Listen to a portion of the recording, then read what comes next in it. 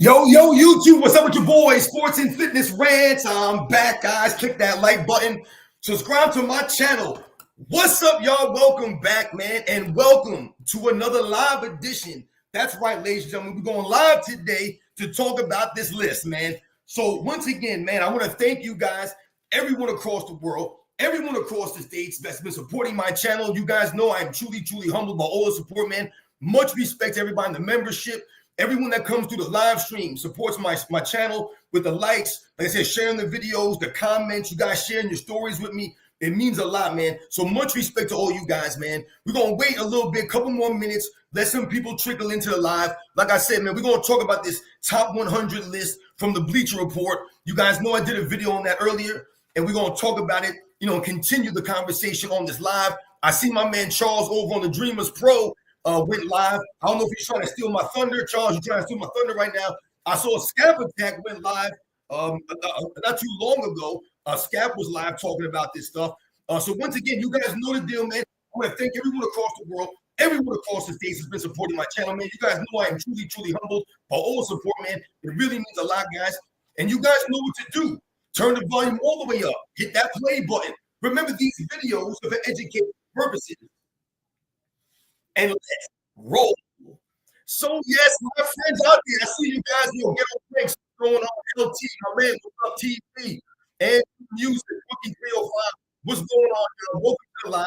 We're gonna wait a little bit more longer. See if anybody else can come in here before I start ranting and raving here about this list and some of the things on the list. And then you guys can maybe let me know how you guys feel about some of the list and what maybe stood out to you the most. Shout out to Rookie 305. Shout out to my man Trey. Thank you very much, guys, for coming through. Like I said, I guess I'm competing with my man Charles out here. I saw he went live. So, whatever, man. But I want you to do a live talk about this stuff, like I said, man. And I want you guys to maybe share with me, what stood out to you the most on that list. What do you guys think was the most disrespectful, ranking? We're going to talk about the Kobe Bryant stuff because I know a lot of people are a little upset about the Kobe Bryant rankings. Like I said, I saw my man Scott talking about it, and I see my man Charles over on his program live right now, and I'm sure he's talking about the Kobe Bryant stuff because you guys know he's a Kobe guy. So like I said, I'm going to wait a couple more minutes. We'll let some more people come in. If anybody's going to come into the live, and then we're going to get into this top 100 list. Much respect, man. Andrew Music, is anyone that works for Bleacher Report over 40? That's a good question. I'm not really sure. Don't know who's working there. But I'm telling you guys right now, I really doubt that a lot of the people that do these quote-unquote lists, a lot of these people that are analysts, that are supposed to be experts, that are supposed to be professionals, I really doubt that a lot of these guys play sports, man. I really do, guys. I do not think a lot of these guys play competitive sports growing up. I don't think they understand what it means to be a competitor and really what it means to go out there and give your all and give that effort on a consistent basis, man, based on some of these rankings, like I said, what they seem to value. Can you guys hear me? Can you guys hear me all right, man? I'm on this laptop right here, man. Let me know if you guys can hear me. I'm in this damn room, too. There might be an echo here.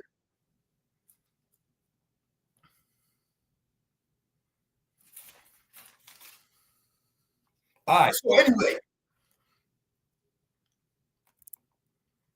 Broken, you can't hear me?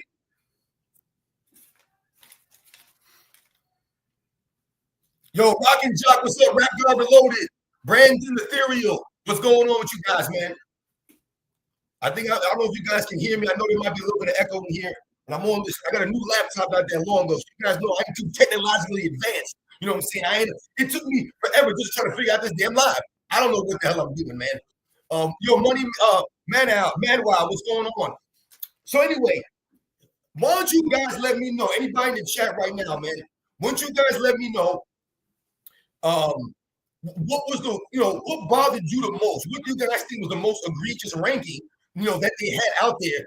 Now, listen, like I said in the video that I did, to do a top 100 list is not easy. I get that, man. To go through a list of 100 players in NBA history, that's not an easy task. It really isn't. However, when we talk about, the top 10 or the top 20 guys, to me, that's a lot easier to come up with a list of top 10 or top 20 guys. And like I said, when you look at some of the rankings that they had, some of these rankings to me, I thought it was common knowledge already, some of this stuff. Like I said, I was talking about the Larry Bird stuff. I just don't understand how Shaquille O'Neal could be above Larry Bird. But we're going to get into the specifics of the list. So once again, if you guys don't know the list, Felix Samuel, what's up? Mark Leaston from prison, man. Cruz, New York, what's up, my man? TG, LGC Uploads, what's going on? The Autism Boycotted. Yo, you guys are true supporters of my channels, man. Like I said, it means a lot for you guys to continue to come through and support the channel like this, man, for real. So I'm going to read off. Robert M, exactly, man. That's what I'm talking about, man. It doesn't make any sense to me. That's right, Rap got reloaded. So I'm going to read off the top 20. I'm going to go 1 through 20 here, the way that they had it in order. And then we're going to talk about some of the specifics. And like I said, some of the things that stuck out to me. And I want you guys to let me know how you guys felt about it, what your opinion was on some of this stuff. So obviously, they have Michael Jordan, number 1, LeBron James, number 2. We all know about this. Kareem Abdul-Jabbar, number 3. Magic at number 4. Bill Russell at number 5. Shaq at number 6. Tim Duncan at number 7. Bird at number 8. Will Chamberlain at number 9. Steph Curry at number 10. Kobe at number 11. Hakeem at 12. KD at 13. 14 is Oscar Robertson. West at 15. Kevin Garnett at 16. Nikola Jokic at 17. Dirk Nowitzki at 18. David Robinson at 19. And rounding out the top 20 was Dr. Julius Erving, which to me is a slap in the face to Dr. J to have Dr. J at number 20. 20. Like I said, guys, it doesn't make any sense. I would love to hear how they can explain Dr. J being number 20. I really doubt if these guys are taking what someone like Dr. J did for the game of basketball. Are they taking this into account? I mean, it has to matter because there really would be no NBA today without someone like Dr. J coming from the NBA. That merger was literally done, guys, because of Dr. J's greatness. The NBA wanted Dr. J in the NBA. They wanted him in their league. The ABA was becoming a more popular league, guys. I did a video on this. The ABA and the NBA, guys, were having head-to-head matchups. They were having scrimmages, all right? In the first couple of years, I told you, the NBA was destroying the ABA in these head-to-head exhibition games, all right? And then during the last 3 years that they were doing these exhibitions, the ABA was destroying the NBA. And I gave you guys the breakdown, the wins and losses. At the end of everything, the ABA had more wins than the NBA in those head-to-head exhibition games, guys. And one of the main reasons why the NBA wanted Dr. J, or why the ABA was becoming more popular than the NBA, was because of someone like Dr. J. They had a greater player in the ABA than the NBA had in their league at that time. Because you're talking about someone like Kareem Abdul-Jabbar being the greatest player in the 70s, right after Will Chamberlain's gone. Jerry West is retired. Elgin Baylor is gone, right? There's no Bill Russell anymore. Bob Pitt's not around, right? Kareem Abdul-Jabbar takes over center stage for the NBA in the 70s. He's the greatest player. He's their best player. But he wasn't more spectacular than Dr. J. He wasn't more iconic than Dr. J. He didn't have the swag of Dr. J. He didn't have the game of Dr. J, guys. He just did it. So Dr. J coming over from the ABA was a huge deal. Yo, shout out to all you guys, man. Jose Huevas, what's up, man?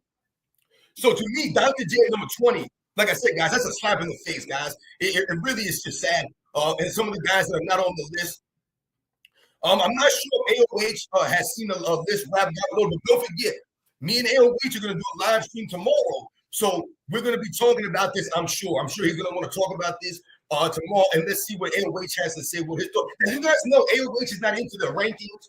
He doesn't really have a top 10 or top 5 or a top 3 or a top 20. That's not what AOH is about. He said he's stated that on several occasions.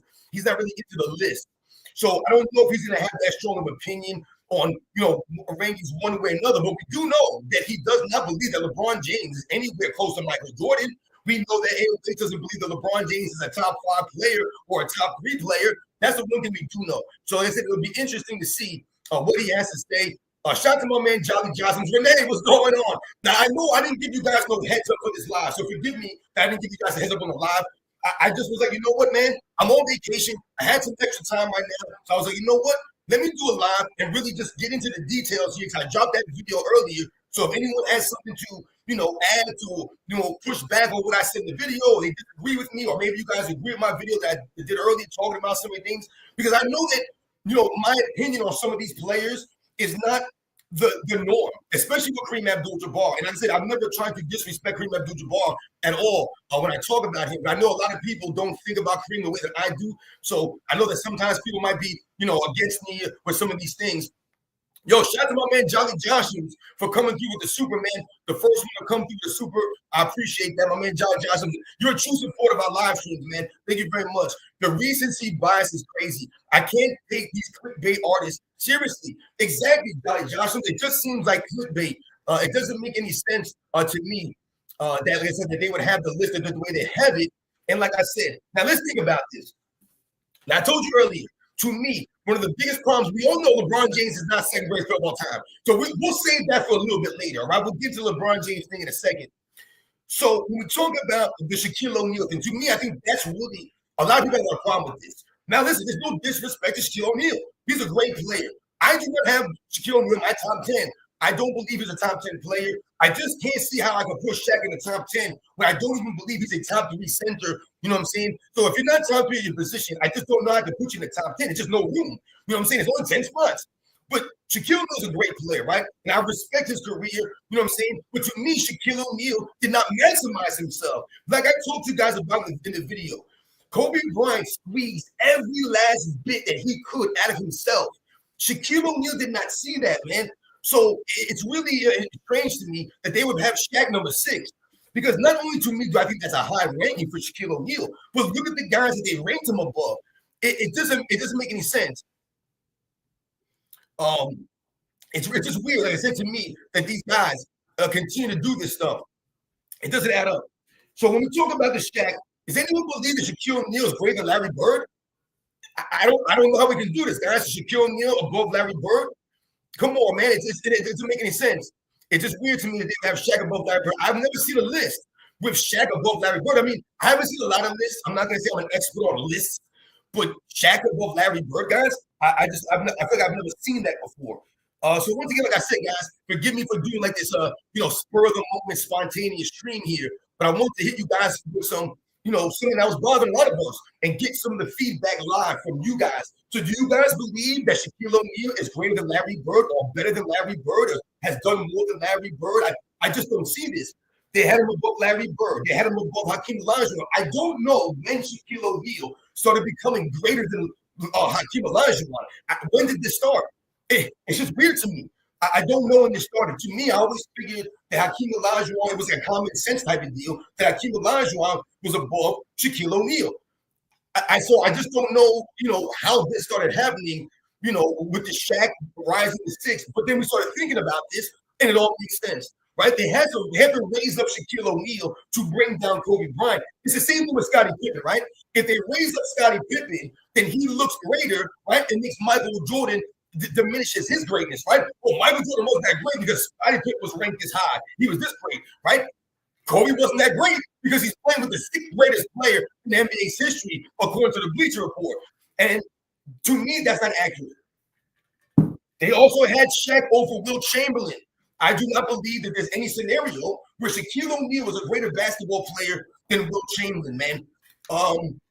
So I just don't like this. Listen, Shaquille O'Neal, if we think about him head-to-head versus Will Chamberlain, if we just compare what they could do on the basketball court, to me, on the defensive side of the ball, there's no argument here. There's no argument for Shaquille O'Neal versus Will Chamberlain. Remember, it's not just defense, but it's defense and rebounding, right? Defense and rebounding, right? The rebounding of Will Chamberlain adds to his defensive greatness, in my opinion. Shaquille O'Neal is nowhere the rebounder of Will Chamberlain. And people can say whatever they want about the era that Will Chamberlain played in and, the higher pace and the more rebounds and all this kind of stuff. But I just don't understand, who would think that Shaquille O'Neal was greater than Will Chamberlain? Because like I said, he wasn't a better rebounder or a greater rebounder. He wasn't a greater or more prolific scorer than Will Chamberlain. He just wasn't. Will Chamberlain, to me, had a more versatile offensive game. Right, we all get Shaquille had great footwork. He had that killer drop step. He had the little baby hook in the lane. We get all that stuff. Shaq was very effective, close in the paint area. No doubt about it, man. But so was Will Chamberlain. And once again, Will Chamberlain to me had a wide variety, a more array of shots at the rim. He had the finger roll, right? He had the little baby hook shot, but he also had the turnaround fadeaway off the glass.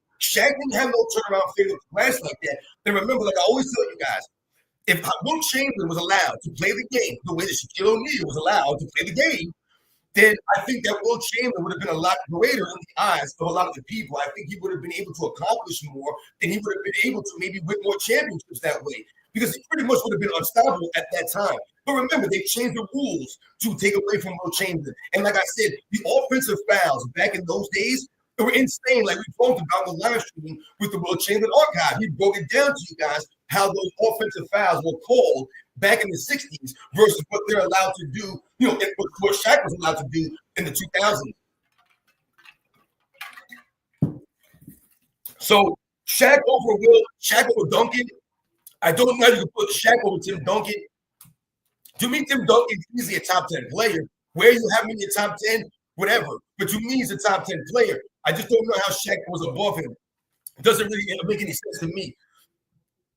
Now, I see a lot of you guys in there. You guys know LeBron James ain't no top 10 player. I've told you guys, LeBron James ain't worthy to be no top 10 player. He's just not worthy to be in the discussion with these guys. He's not worthy to be compared to Kareem Abdul-Jabbar or to Will Chamberlain or to Bill Russell or to Kobe Bryant or to Michael Jordan or Jerry West or Dr. J or Hakeem Olajuwon or Larry Bird, Magic Johnson. None of these guys, in my estimation, LeBron James should be anywhere worthy mentioning with these guys. I just don't see it, man. Like I said, the way that he went about his career, we don't respect this stuff.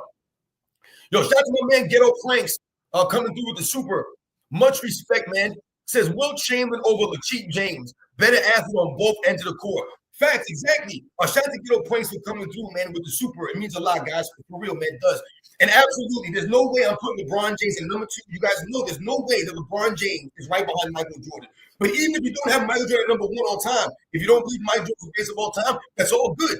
All I know is LeBron James ain't close to that dude. So if you have Michael Jordan ranked 3rd all time, then LeBron James is going to be a lot further down, man. A lot further down. He's not right behind Michael Jordan. He's not top 3. He's not top 5. And he's not top 10. I told you, I've been saying since day one I came on YouTube. I was one of the first YouTube channels saying LeBron James is not top 10, man. He's not worthy of the top 10. I didn't hear anyone else talking about this kind of stuff. And I've told you guys, to be worthy, it's not just your stats. It's not just your resume to be a top 5 or top 10 greatest player of all time. Because we're talking about representatives of the NBA's history. When you're a top 5 player or a top 10 player, we're talking about you representing the NBA's history. Does anyone want LeBron James representing the NBA's history as a 10, greatest player in the history of that game? No way in hell do I think that LeBron James is a representative, a top 10 representative of the history of the game. We can tell the story and get what we need to get, the greatest small forwards of all time. Now LeBron James happens to be Larry Bird. Is LeBron James behind Larry Bird? No, I have Dr. J behind Larry Bird on the small forward list. You guys understand this. But before we get crazy with the LeBron James stuff, shout out to Ghetto Prince, man. You're right about that. He ain't a better athlete than Will Chamberlain. And on the defensive end, come on, guys. Remember, there were no all-defensive teams for Will Chamberlain's entire career, for most of Will Chamberlain's entire career. There were no defensive player of the year awards. Because I tell you guys right now, if Will Chamberlain's resume or Bill Russell's resume had 10, 11, 12 all-defensive first teams, or it had 3, 4, 5 defensive player of the year awards, which we all know those guys probably would have been, it probably would have been like, Bill Russell, Will Chamberlain, maybe like Nate Thurman sneaking one in there. Maybe Jerry West would have won a couple of defensive player of the year awards if they were around when he played. Some of these guys, Clyde Frazier maybe would have won a defensive player of the year award. John Havlicek maybe would have won a couple of defensive player of the year awards. And then all of a sudden, their paper resume looks greater. But I've told you guys, the paper resume ain't giving you the facts. Because LeBron James has a great paper resume because he's a paper champion. So when you look at his resume on paper, fantastic. The MVPs, the championships, the points, the averages, right? The all-NBA teams, the all-star selections, right? It looks fantastic on paper. But when you start pulling up on those references, you start checking into the resume, all of a sudden you find out this dude's not qualified for the job. He's not qualified to be top 5 or top 10 based off of checking up on those references. So you look into those championships, fraudulent. You look into those MVP awards. The man won 2 in a super team. All of a sudden now, you start to think, all those points, the man was ball hogging his entire career, but they promote him as pass first. 20 shots a game for your career, not pass first, man. Refusing to play in the system your whole career, but you got Bryant Scalabrine out here talking about he's the best all-ball player that I've seen in my life. Don't add up to what we see on the video footage, guys. the stumbling and bumbling, the turnovers at a high level still in year 22. The man was top 3 in turnovers in year 22. Nothing changes for LeBron James, a weak rebounder at that size, in the weakest era in NBA's history, the smallest era in the history of the game. LeBron James, 6'9", 260, can't rebound, save his life. Just can't do it. He's not a good rebounder. Never has been. And he definitely ain't showing hustle on the damn offensive boards. Ain't doing the damn thing out there. And where's LeBron James been on defense for the last 10 seasons? My goodness, man. Yo, much respect to you guys for coming through. Yo, my man, Mac Man, what's going on? Coming through again and represent with the super. It means a lot, man. I appreciate it. So shout out to my man, Mac Man. He says, how could Mr. Triple Single Draymond Green make any top 100? Yeah, we gonna mention Draymond Green. I mentioned him in the video earlier. Shout out to Mac Man. Thank you for coming through, man. It means a lot. You guys can continue to come through, man, and support this. Yeah, Draymond Green is in the top 100. Draymond Green, because remember, this is about them promoting LeBron James competition and lowering down Michael Jordan's competition, right? Promoting Kobe Bryant's teammate, Shaquille O'Neal, while diminishing Kobe Bryant. You see the dynamic here, guys? Right? I can't remember where Scottie Pippen is ranked. I'm pretty sure Scottie Pippen was ranked in the top 30, if I remember correctly. He might have been like 26 or 25 or 24, somewhere around there. I think Scottie Pippen was. If anybody remembers what Scottie Pippen was ranked, then let me know in the chat, guys. Forgive me because I'm not really remembering where Scottie, but I'm pretty sure he was top 30, Scottie Pippen. But Draymond Green in the top 100, come on, man. It don't make any sense. I'm telling you guys right now, and listen, man, I respect Draymond Green for what he did, for the Golden State Warriors. I understand he was a key member of their team. No one said that he didn't have any value or bring something to the table for the Golden State Warriors. But Draymond Green himself thinks he's way greater than he is.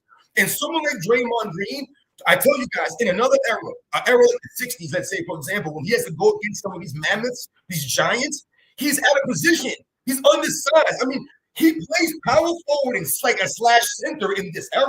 Does anyone think that Draymond Green is going to bang down low with them dudes in the 60s? Will Chamberlain would destroy this dude. And I told you, these guys won't even allow to use physicality like that. But he would be ineffective in that era. He can't dribble the basketball. He can't really pass the ball like that. I mean, he's not a rebounder.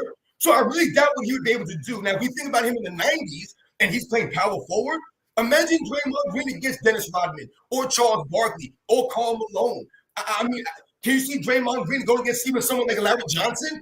I just don't see this. And when we talk about the mindset of Draymond Green, the enforcer mentality that he has, the tough guy mentality that he has, he ain't going to be that guy in the 90s, man. You know what I'm saying? He's like, one of these guys. I told you that. Like, you remember them guys back in the day, the hold me back guys? The fight's about to break out, and there's no one there, and they're like, hold me back. Yo, don't hold me back. Hold me back. Ain't no hold you back, man. Go do what you gotta do, head of your business. That's Draymond Green. He's the hold me back guy. He's talking all his stuff, but he ain't gonna go do nothing, man. I'm telling you right now, he ain't gonna do nothing to them dudes in the 90s. He's going to be out of position. He would be forced to be like a small forward. Draymond Green playing small forward.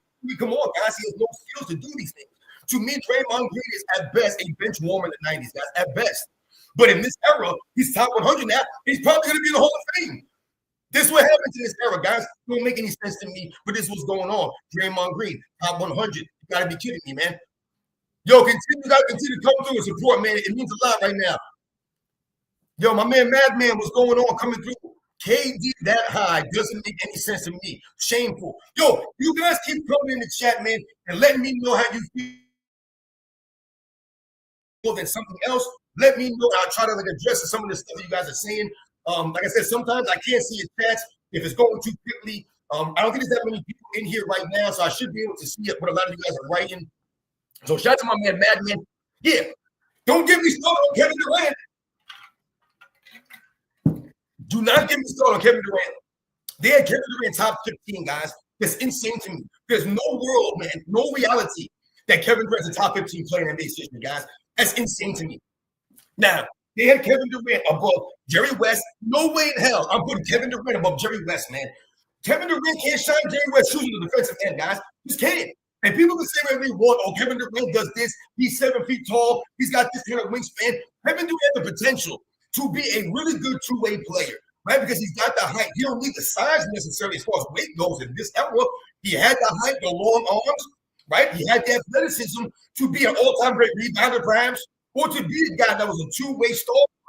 Never was that guy. He had even one single all defensive team in the weakest defensive era in the history of the game. This is where these guys get exposed. It's not like Kevin Durant was playing in the 90s with some of the elite defenders in the history of the game. And he didn't crack an all-defensive team. But then you can look at it and listen, man. He didn't crack an all-defensive team because of Scottie Pippen, because of Hakeem Olajuwon, or because of Karl Malone.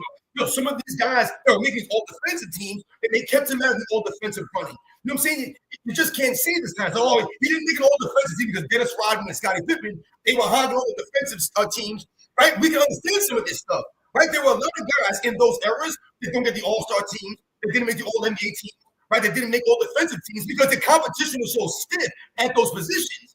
All right. When you think about the guard position alone, guys, you think about some of these guys like Michael Jordan, the Gary Paynes, the John Stocktons, and some of these guys that are playing defense at that level, man. It's hard to crack an all defensive team at the guard position, man. You had someone like a Mookie Blaylock playing defense.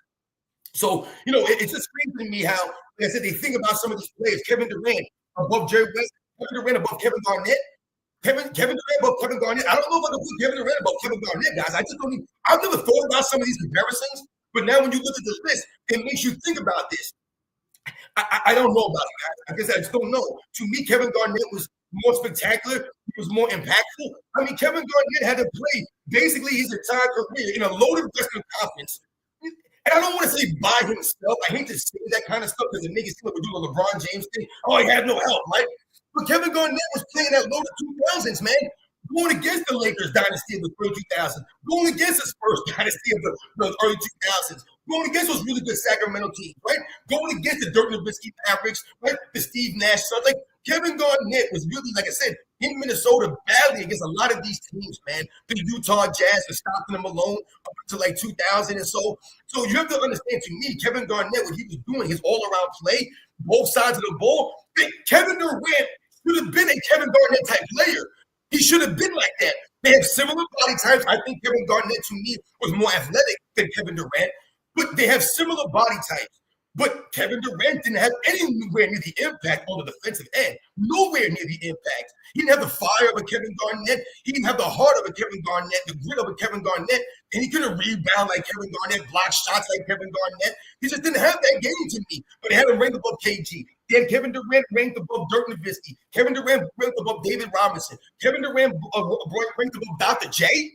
Kevin Durant's not better than Dr. J, guys. He's not better than Dr. J.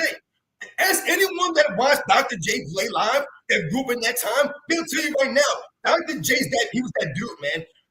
I don't know how Kevin Durant's above Dr. J. I told you, he can't shot Dr. J's shoes to me. He just can't do it. He's not the rebounder of Dr. J. To me, he's not the defender of Dr. J. Dr. J, to me, is one of the elite shot blockers at that position, guys. He is. Go watch him play. The dude was aggressive out there, getting up, attempting to block shots, man. That's what he did. So I just don't know how you can put Kevin Durant in a top 15. I don't know. Once again, the recency bias a lot of you guys are saying, man. So I would have ranked Kevin Garnett above that dude. Obviously, I'm putting David Robinson probably above Kevin Durant. Man, I never thought about some of these comparisons. David Robinson and Kevin Durant.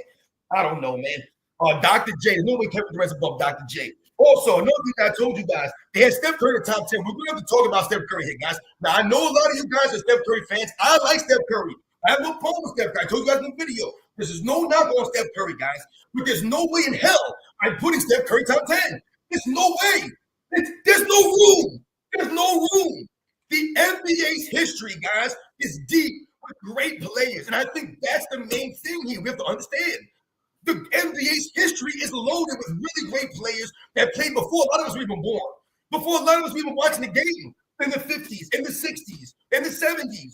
These guys were out there balling, man. There were some really, really great players, man. Like I said, they don't even get any love. They didn't even have Bob Pettit in the top 20. No Bob Pettit in the top 20. Like I said, they forgot about these guys. But there's no way I'm having Steph Curry top 10, guys. We can't do it. We can't put Steph Curry top 10. We just can't do it.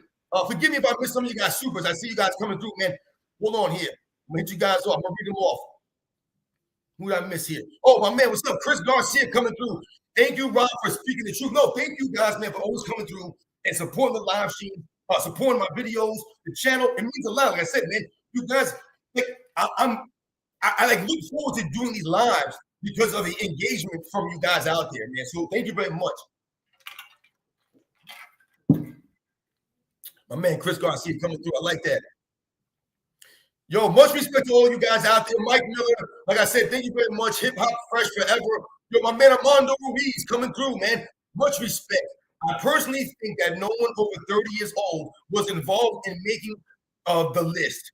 That's the only reasonable explanation I can come up with. MJ forever. Yo, shout out to my man Armando Ruiz, a true supporter of my channel, man. He's always hitting me with some good stuff on Instagram. And like I said, you guys are always coming through, commenting. It does mean a lot. You know, what's really sad is like my man Armando Ruiz is talking about here in the comment that you see what you think about the age of a lot of these things, right? And we've talked about age a lot of times on these live streams, right? And I don't want to knock people for their age, right? We can't help when we were born, right? We can't help those kinds of things. We're born when we're born. But what we realized, right, is that some of us are more fortunate than others as far as the time that we were born in, guys. I think it's all the time. You know, I might be older now because we were born later. So, you know, oh, you guys are old heads. But we're thankful for being born when we were born, guys. I'm telling you right now, I'm thankful that I wasn't born now, man. I sometimes feel bad for my kids, man, that they got to live in the time that they're living in and deal with some of this nonsense out here in the world. It doesn't make any sense to me. We were tougher because we had to be, because we were raised and grew up in those times.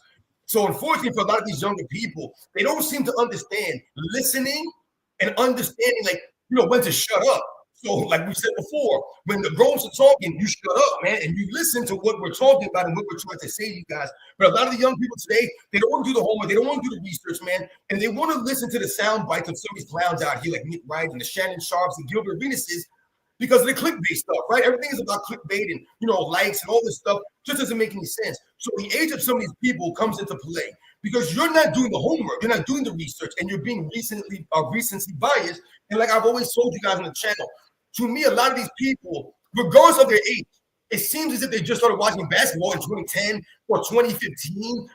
Because like I said, I question what they're holding to as far as values or the criteria that they use for this stuff, what they were looking at.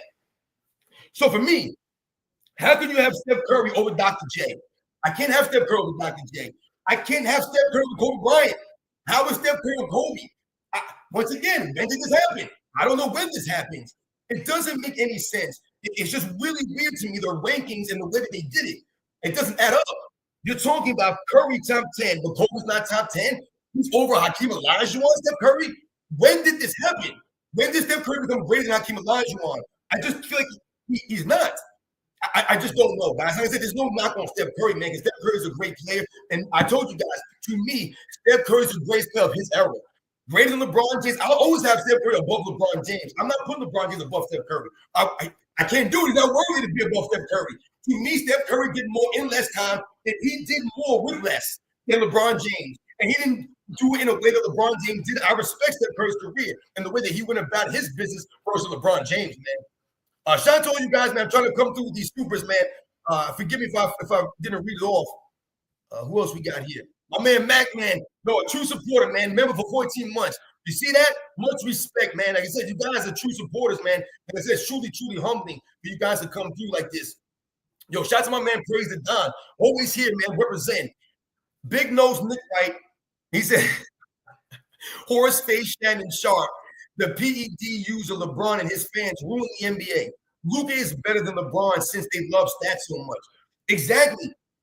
And that was another thing, too, with Luka Doncic. They got Luka Doncic ranked. What I wrote it down here when they have Luka Doncic. They have Luka Doncic ranked 57. Once again, how was Luka Doncic already a top 60 player in the history of the NBA? He's already that guy. And I'm not saying he's not going to become one of those dudes. But come on, man. Luka Doncic only been in the NBA for like 6 seasons, if I'm not mistaken. So I don't even know how the hell we're putting Luka Doncic already above some of these guys that went out there and really laid it on the line, man. Yo, my man AOH in the house. Yo, if you want to join AOH, I could drop you a link, man. I don't know. It was a spontaneous live, man. Like I said, I wasn't planning on doing this. So shout out to my man AOH, you know what I'm saying, the Zog video footage. Represent. Remember, yeah, man, we're going to go live tomorrow, man. So much respect to my man AOH. Who else? Yeah, I saw another one there. Forgive me, guys, if I didn't see your supers and stuff, man. Yeah, so the Kobe Bryant thing. Let's get to this Kobe Bryant thing here for a second.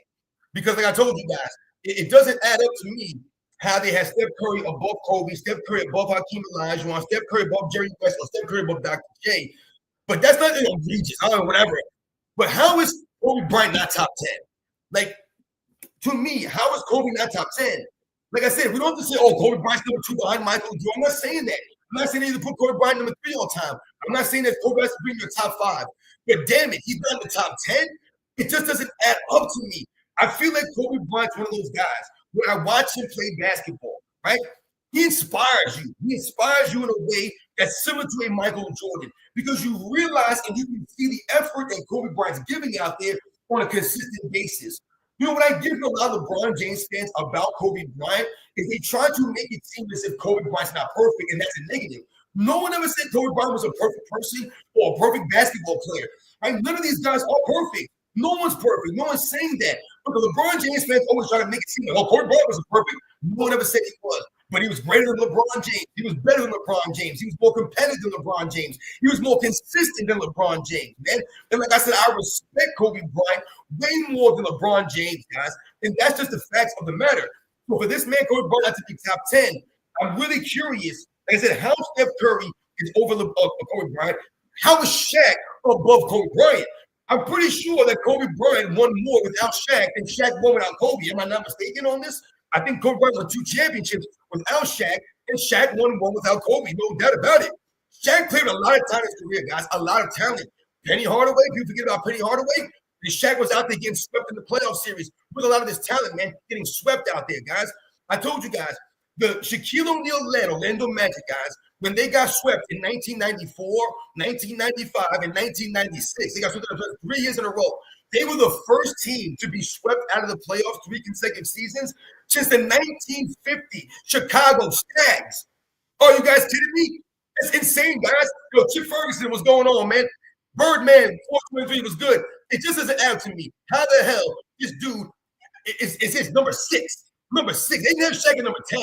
They had Shaq at number 6. And like I said, they had Shaq above Will Chamberlain. There's nowhere in the world he's greater than Will Chamberlain. The Kobe Bryant thing is insane. They had Chris Paul ranked 30th over Jason Kidd. What kind of nonsense is that? That don't make no sense. Above Jason Kidd, Chris Paul? Is anybody putting Chris Paul above Jason Kidd all the time? I don't see this. How is Jason Kidd Chris Paul above Jason Kidd? Jason Kidd took a team to back-to-back finals.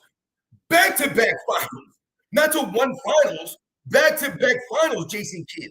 So to me, that's insane. I think that's very, very impressive. And Jason Kidd, to me, is one of the most undervalued, underappreciated superstars in the history of the game. But why is that? Because of the era that he played in. Jason Kidd played in the early 2000s going against some of the great players like Kobe, like Tim Duncan, like Kevin Garnett, like Allen Iverson. Right? These are some of the great players. The Dirk Nowitzki, the Steve Nashes. Right? We remember these guys. Jason Kidd, to me, not saying he was robbed of an MVP. I'm not saying he was robbed. But to me, Jason Kidd was definitely an MVP caliber player. The work that he did, CP3 to me, can't shine Jason Kidd's shoes, guys. Can't shine him. So there's no way that I would have Chris Paul 30th, but Jason Kidd not. Like I said, I don't see that at all. Chris Paul to me is overhyped, way overhyped. But this is what they're doing. They must pump up LeBron James' era, right? Pump up. You pump up Chris Paul, it makes LeBron James' era look better, right? Jason Kidd, who played when Michael Jordan played, right in the late 90s into the 2000s, they won't pump up Jason Kidd where he probably belongs. Let's lower him down. Doesn't make any sense to me. Insane. Give me Jason Kidd all day, every day. I guarantee you, all things even, Jason Kidd leading a team versus Chris Paul leading a team, Jason Kidd team win, guys. I'm telling you right now. Because there's a couple things we must remember. Jason Kidd was tougher, more durable, grittier. To me, was a better defensive player than Chris Paul. Chris Paul, greater shooter, no doubt about it. Jason Kidd was not a shooter like that. But to me, Jason Kidd was one of the few guys that I saw in NBA's history that I watched, that can impact the game at that level without scoring a single point. He never had to score a point. There were games that Jason Kidd was like 3 for 11, maybe had 11 points, 10 points, 9 points, but he had like 14 rebounds, right? Like 13 assists. And a lot of those were offensive rebounds. And he's controlling the flow of the game. Being that floor general. Like I said, locking guys up on D, guarding multiple positions. Remember, Jason Kidd was guarding LeBron James in the 2011 finals, guys, at like 36 years old. This is what Jason Kidd was doing.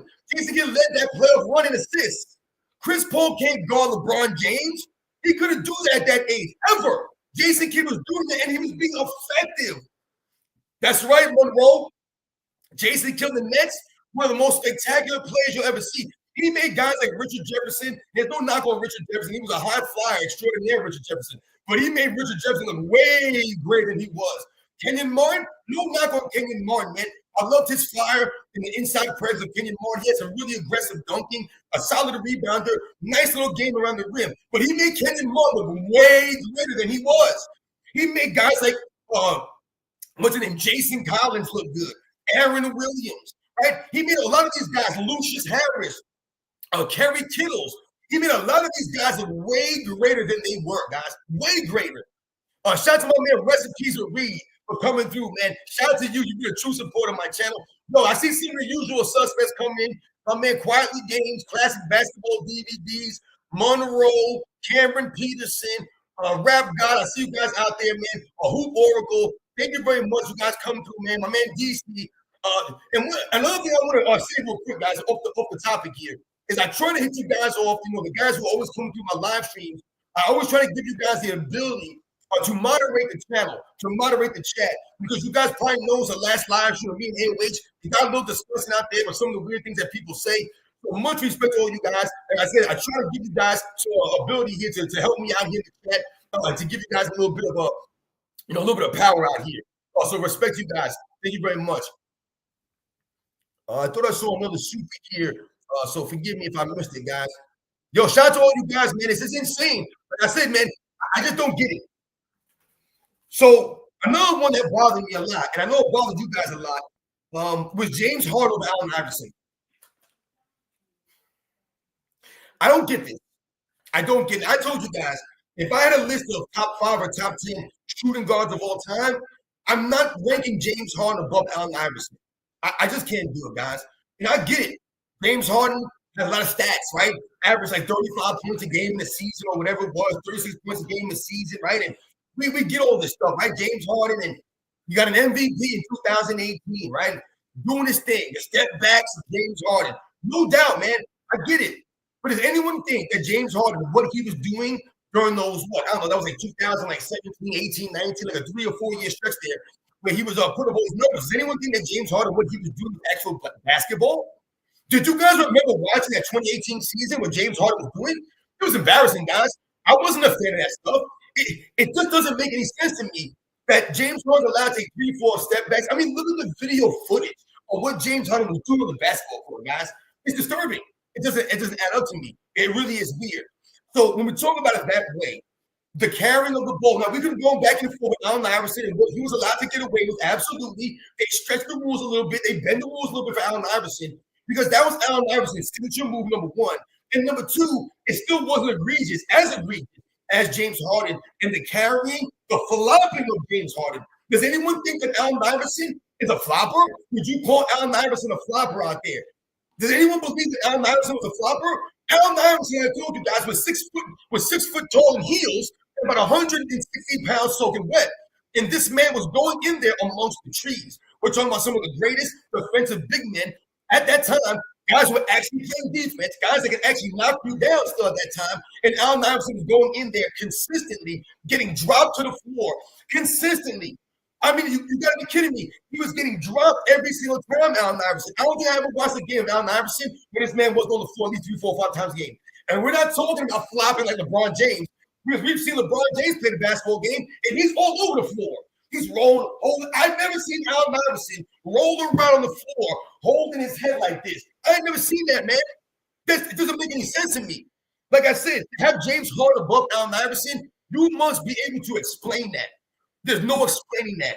Does anyone also think that James Harden's winning an MVP in the 2000s like Allen Iverson did? I don't believe that. I don't believe it.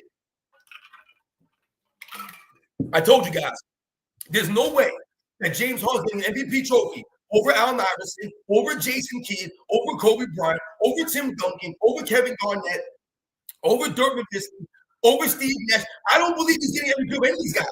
I just don't believe it. To me, Steve Nash was better in the D'Antoni system than James Harden was in the D'Antoni system. Steve Nash didn't need to carry the ball over the court. Steve Nash wasn't traveling all over the place. Steve Nash didn't need to hook his arm around other guys' arms and then do this when he's driving to the court. This is what James Harden was doing for all those seasons. Hooking his arm on and just, I don't even know what he was doing. That's not basketball. It's not basketball, man. All right. So there's no way this dude sniffing the MVP in the 2000s. Does anyone believe that James Harden winning the MVP in the 90s over Jordan, over Hakeem, over Malone, over Barkley, over David Robinson? I mean, what are we doing here? Insane to even think this stuff. Insane, man. To me, James Harden's not even like a top 50 guy in the 90s, man. I told you he's coming off the bench at best. And these guys are not going to be effective because the rules, the officiating standard was too high for them. It's just too high. That's like when they laugh at Bob Cousy. Does anyone think that these fools are going to be able to dribble in the 60s? They can't dribble in the 60s. The officiating standard was too high. James Harden above Allen Iverson's a joke, guys. It's an absolute joke. You know, I've seen people say that James Harden is the third greatest shooting guard of all time behind Michael Jordan and Kobe Bryant. So he's greater than Jerry West. He's greater than Clyde Drexler now. He's better than Reggie Miller. He's better than Ray Allen. He's better than Allen Iverson. He's better than these guys. He's greater than George Gervin, Iceman Gervin. I'm just confused. And I wonder, once again, do these people know who the shooting guards were in NBA history? Do you realize how great these guys were? I just don't know if they realize this. It doesn't seem like they do. But James Harden above Allen Iverson is an absolute joke for me. Like I said, give me Allen Iverson all day, every day over a James Harden-led team, guys. I just don't see this at all, man. Yeah, he had an elite year. Who? James Harden had an elite year. Wasn't he traveling and carrying and flopping? You know what's funny? They'll say, oh, Michael Jordan got all the calls when we know he didn't. Go look at how many calls James Harden got, man. This dude was all over the court, man, flopping around. This man was averaging 11 free throws a game, and he was taking like 15 threes a game, James Harden. Insane. And then they're talking about his scoring. Remember Daryl Morey? He's the greatest scorer in the history of the game. Greater than Will Chamberlain. Greater than Michael Jordan. Greater than Kobe Bryant. He's the greatest scorer in all these damn guys. But when it matters most, James Harden ain't there for you. And what does he get? Oh, Chris Paul was hurt. He's going against the Warriors. Wasn't his team up 3-2? I mean, my God, that was his MVP season. Right? He's playing for the Houston Rockets. He had all this talent around him, but James Harden comes up small in Game 7 because James Harden has proven himself to be one of the most biggest playoff chokers in the history of the NBA, guys. He's already proven that many, many times over and over and over again, guys. Because the proof is there. He's not better than Jerry West, guys. Jerry West wasn't Mr. Clutch. James Harden is Mr. Anti-Clutch. Those are the facts. Now, one of the weird ones that I saw here, guys, and like I said, shout out to all you guys that continue to come through, man. It really means a lot, guys. Like I said, man, you guys always got some good stuff to say out here. Shout out to my man DC for coming through. One of the weird ones I saw on the list was they had Joel Embiid and Vince Carter above Dennis Rodman. Now, like I said, some of these comparisons, I never even thought about this stuff. To these comparisons, I told you guys, I never even thought about a top 10 list until I started doing YouTube videos and people asked me to make a list. You know, they put the pressure on me. I never really thought about these things, you know. To me, it was always Michael Jordan and everybody else. I really never thought that, I heard an argument or I saw a resume greater than Michael Jordan. I just didn't see that. No, because when I was growing up, Will Chamberlain was that guy. Will Chamberlain was that dude. I was going in the circles that I listened to. But I heard Will Chamberlain's name a lot, guys. I told you, when I grew up around my dad, man, who played basketball, watched basketball growing up. And like I said, a lot of people that I was around, and the people that we watched on the broadcast booth, they always mentioned Will Chamberlain a lot. I told you, they always had to put an asterisk whenever they mentioned, a lot of these things in the industry. A lot of it was an asterisk, because of Will Chamberlain. So they had to say this is since the merger, because everything that Will Chamberlain was doing was outlandish. Not even Michael Jordan could match what he was doing, scoring the ball in some of these instances. Now, the difference between Michael Jordan and Will Chamberlain, to me, why Michael Jordan is ultimately greater than Will Chamberlain, is because Michael Jordan had the intangibles for Will Chamberlain. Will Chamberlain had the mind of Jordan. He didn't have the competitive fire of Michael Jordan. He just did not have the dynamic. To me, Michael Jordan maximized his teammates more than Will Chamberlain did. So I can't put Will Chamberlain above Michael Jordan as the greatest player of all time. I know that my man True Raw for TV talks about Will Chamberlain as the greatest player in his mind. But when you're shooting 50% from the free throw line, I can't put you as the greatest basketball player of all time, man. I just can't do it. Like I told you, the intangibles of Michael Jordan put him above someone like Will Chamberlain. To me, if I had a Will Chamberlain team and a Michael Jordan team, like I said, all things are even. Give me Michael Jordan's team, because to me, when it matters most, Michael Jordan's going to be greater than Will Chamberlain and raise his game up, man. That's me. I see some of you guys ask me if AOH is going to come on. Now, this wasn't a planned live stream with me and AOH. I did see him in the chat. So I'm not really sure. if he wanted to come through. Um, so we'll see. Maybe he'll come through. I don't know. Let me see here. I thought I saw somebody else send one in here. Shout out to the lowly one coming through with the super chat, man. Shout out to the lowly one, man. A true supporter of my channel, man. It means a lot. For me, James Harden is in the same boat as LeBron James as players who have worn out their welcome and need to go sit down.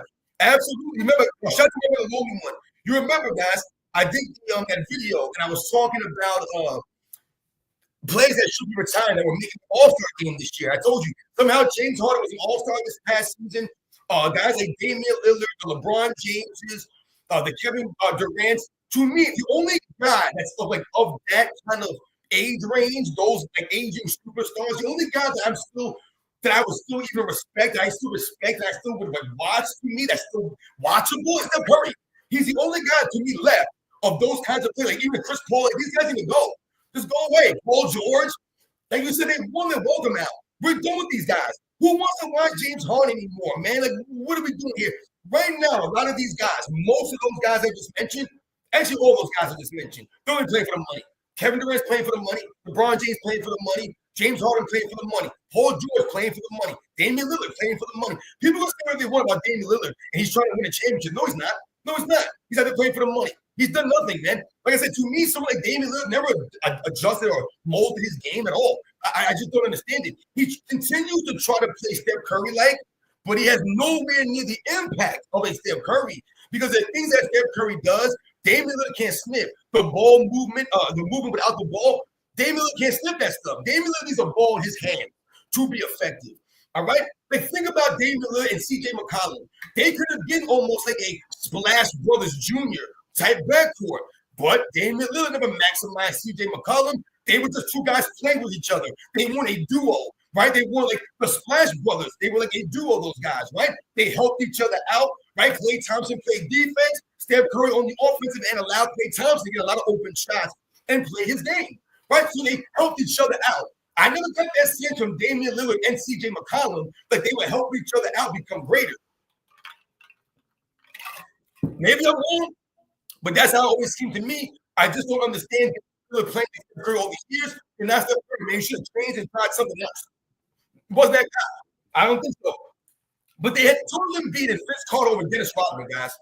Now, I told you guys, I just don't understand how Vince Carter is above Dennis Rodman. And I love Vince Carter, guys. We all know and love Vince Carter. You know what I'm saying? There's no need or no reason to not like Vince Carter. But this is not hate. These are the facts here. To me, Dennis Rodman is greater than Joel Embiid. Dennis Rodman is greater than Vince Carter, guys. What does Vince Carter do better than? I mean, like, what does Vince Carter do so elite that Dennis Rodman does, like, or more than Dennis Rodman? So yes, obviously scoring the basketball, Vince Carter is way above Dennis Rodman scoring the basketball, but Dennis Rodman didn't focus on scoring. He just didn't do that. So I'm really baffled, like I said, sometimes how, you know, they'll say this as far as these guys. I just don't get it, guys. Joel Embiid over Dennis Rodman? I really question, guys. Hold on, guys. Hold on, my battery is dying. I'm plugging the laptop for a second here. Can you guys picture Joel Embiid going against Dennis Rodman? Can you imagine that? Yo, my man, Ultra Alvaridian, what's good, man? Much respect, man. I appreciate you coming through. It means a lot. I want to. Could you guys imagine Dennis Rodman and Joel Embiid going up against each other? It doesn't make any sense, man. There's no way I'm taking Joel Embiid with Dennis Rodman because Joel Embiid would be destroyed by Dennis Rodman, guys. He would destroy Dennis Rodman. And when people try to talk about Joel Embiid's size and his skills, Joel Embiid's skills ain't that great to me. His skills look better in the era he played in. He can carry the ball. He can take those Euro steps, these weird giant steps, and change pivot speed and do all this weird stuff. Embiid. But Joel Embiid ain't going to be able to do nothing with Dennis Rodman, man. Joel Embiid's a head case. Dennis Rodman would have this man frustrated. He'd be crying. He'd have that look at that crying Joel Embiid face going against Dennis Rodman. He would be frustrated dealing with Dennis Rodman. Dennis Rodman would be talking trash to him, getting in his ear, winning their head games, right? Joel Embiid would be turning over Dennis Rodman, falling down. Dennis Rodman was guarding Shaquille O'Neal. And I'm not saying that he locked up Shaquille O'Neal. He didn't lock up Shaquille O'Neal. right? Locked up Shaq. But Dennis Rodman was effective against Shaquille O'Neal. Effective, guys. There's no way in hell if he's effective against Shaq, there's no way in hell that Jordan is going to be able to do anything against Dennis Rodman, guys. He just wouldn't be able to. He would have Jordan be in foul trouble. He would have Jordan be standing on the three-point line. Jordan B standing on the three-point line all day long, man. We do nothing out there. Go ahead and take them three-point shots out there, Jordan B. He ain't going to want to bring it inside against Dennis Rodman.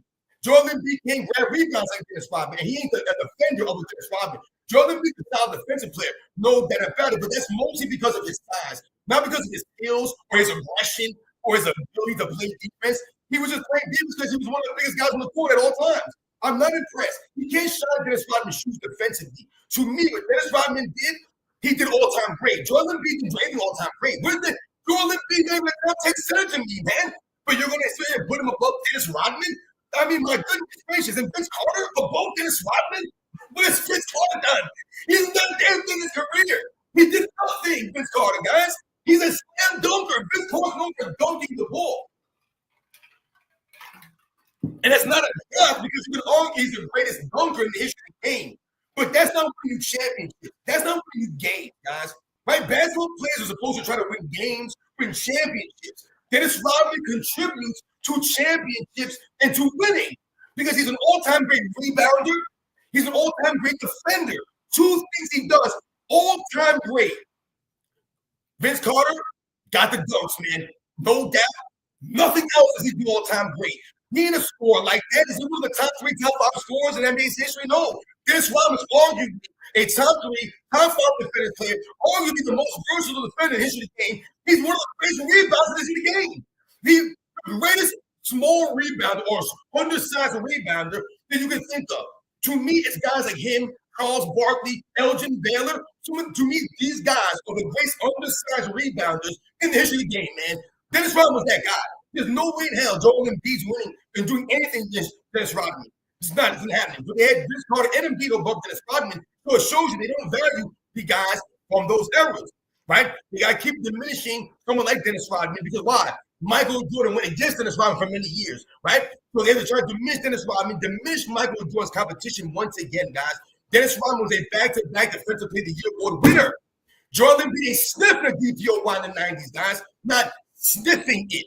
All right? The man can't even win a Defensive Player of the Year award with Rudy Gobert and some of these clowns, man. I mean, come on, man. I just don't see it. Yo, Monroe, I see you mentioning Ben Wallace. I mean, could you imagine Joel Embiid going against Ben Wallace, though? Come on, guys. Just imagine Joel Embiid going against Hakeem Olajuwon or David Robinson or Patrick Ewing or Shaquille O'Neal. He won't be in trouble. He's too frail. He's too frail, guys. I think that's the main point to understand about Joel Embiid. He's too soft and frail. He can't do it like that. Just can't. So I'm upset with that ranking right there. I want to now. Let's go into this. Then I think they had another one I saw. They had Paul George above Grant Hill. Now listen, I get it.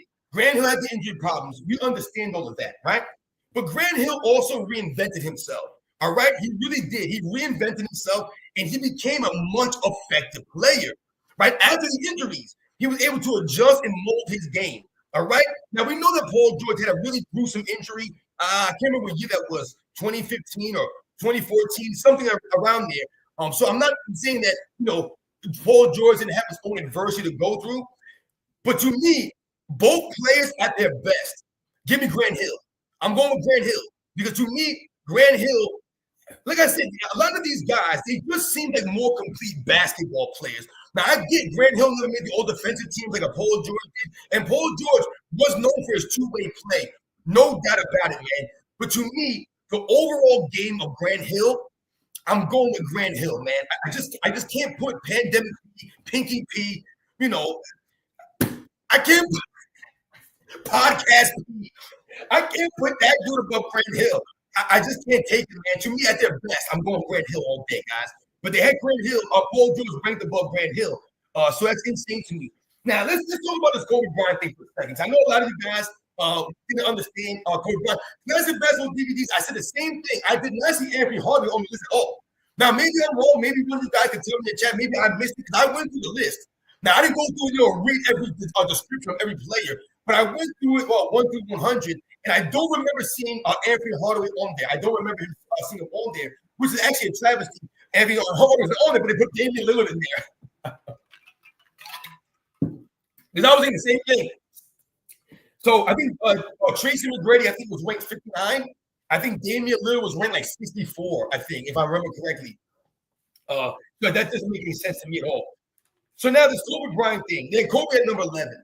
Now I think the sad thing, yo, my man Ghetto C was good. Yeah, I think Penny should have been on the list. I said, I'm not sure if he was on it. Maybe he was. I didn't see him. I did not see Anthony Hardaway on the list.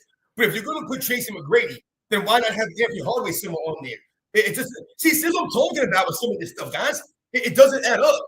If you guys watch Anthony Hardaway and you really watched his game when he first came, I mean, the dude was ready to go. He was ready to play. He was spectacular, Anthony Hardaway. And what amazes me when I watch some of his old film of the 90s, especially that 96 series against the Bulls, what really impresses me with Anthony Hardaway is his no fear mentality. He wasn't afraid to go at Scottie Pippen. He wasn't afraid to go at Michael Jordan. He went at those guys. I respect that about Anthony Hardaway. You know, Anthony Hardaway kind of reminded me of Kobe Bryant in a way, not their game, not their play style, their demeanor, their personality almost.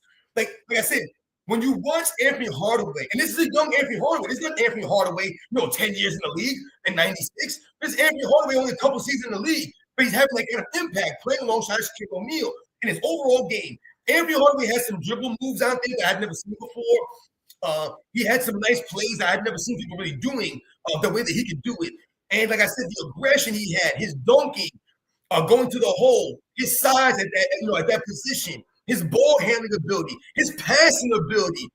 I mean, Anthony Hardaway's skills, guys. Like I said, they're more impressive to me the more that I watch some of this old film now. Anthony Hardaway was something else, guys. Like I said, his aggression at Michael Jordan. And I feel like Anthony Hardaway was an underrated defensive player. Now, yes, we know Anthony Hardaway got injured, never made any all defensive team. I'm not sitting here trying to tell you that Anthony Hardaway was a great defender. But to me, Anthony Hardaway gave everyone defense, and he was a solid defensive player from what I watched.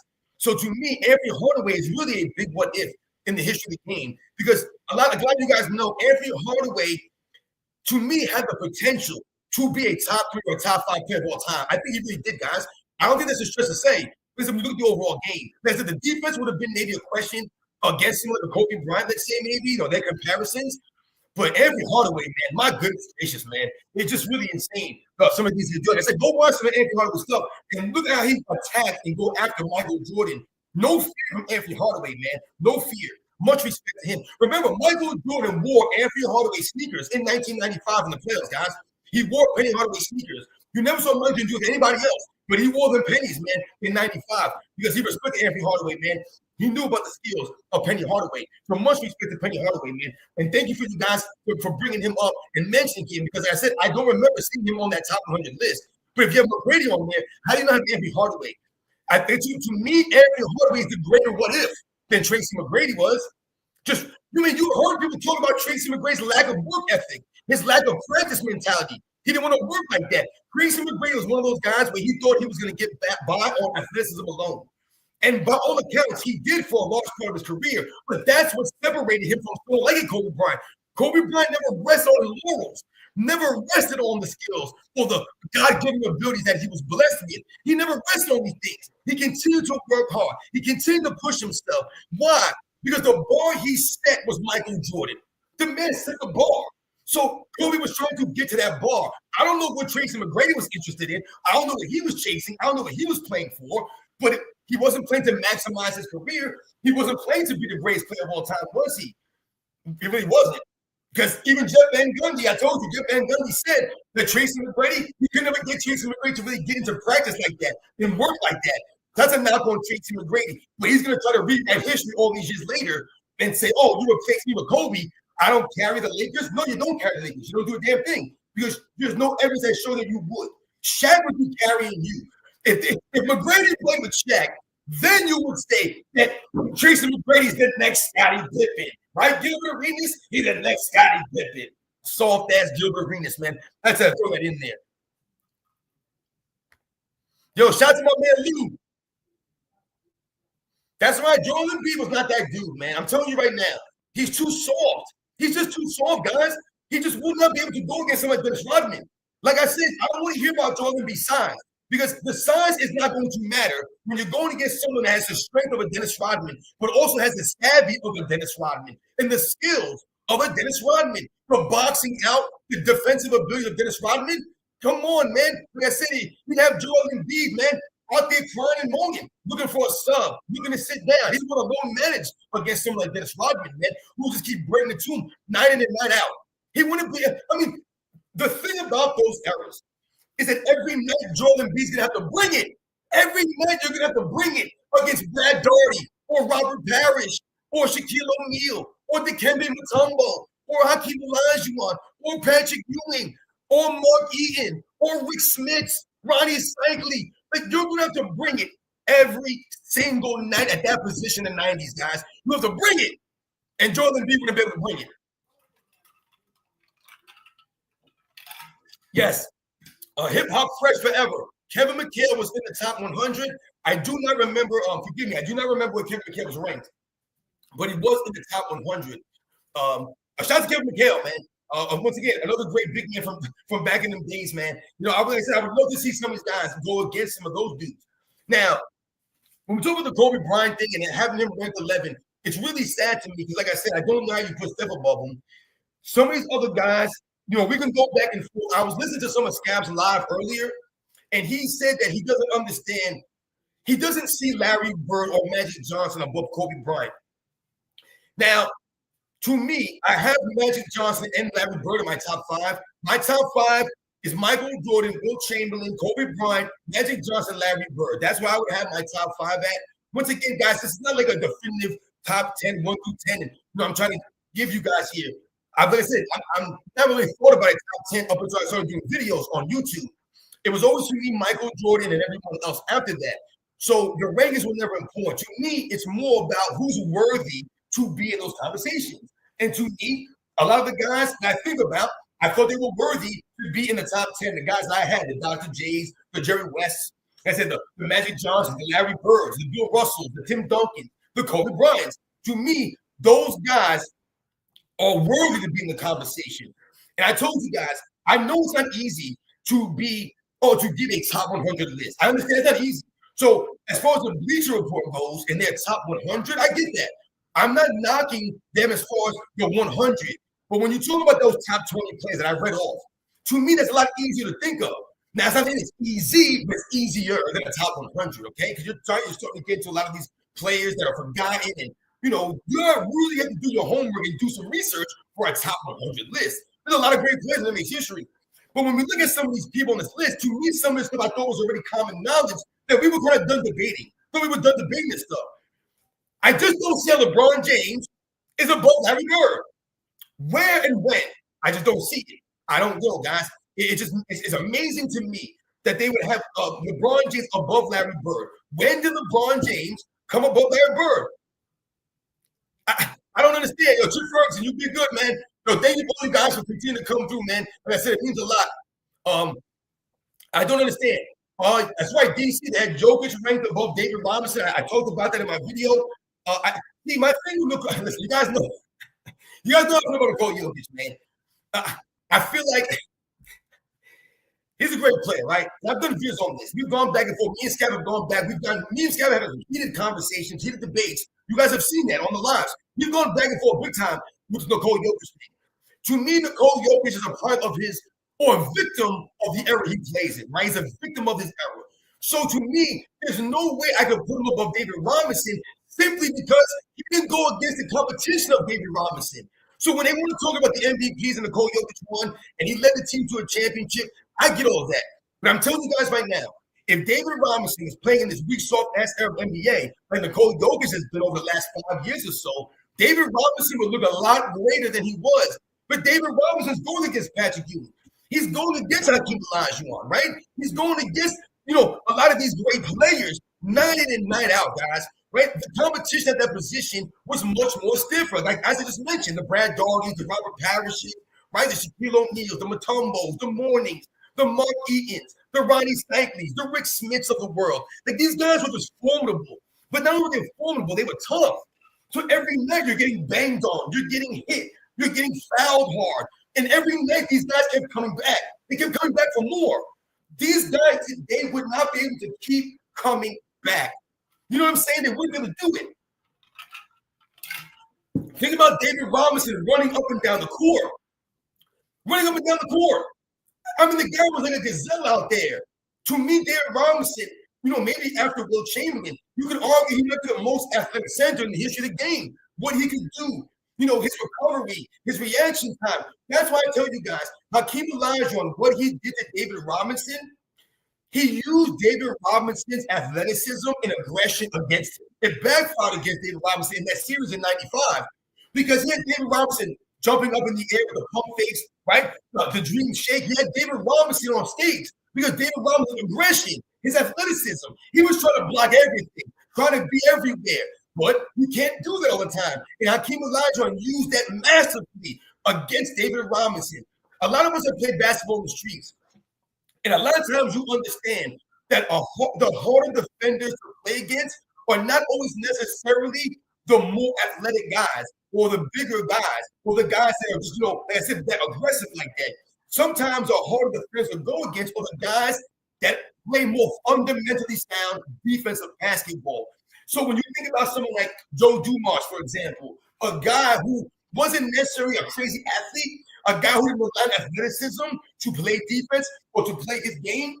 And Joe Dumars was one of those guys where he played great fundamentally sound defense. Always in good position, Joe Dumars. Always had the hands ready. He had the quick hands, Joe Dumars, to slap the ball in your hands.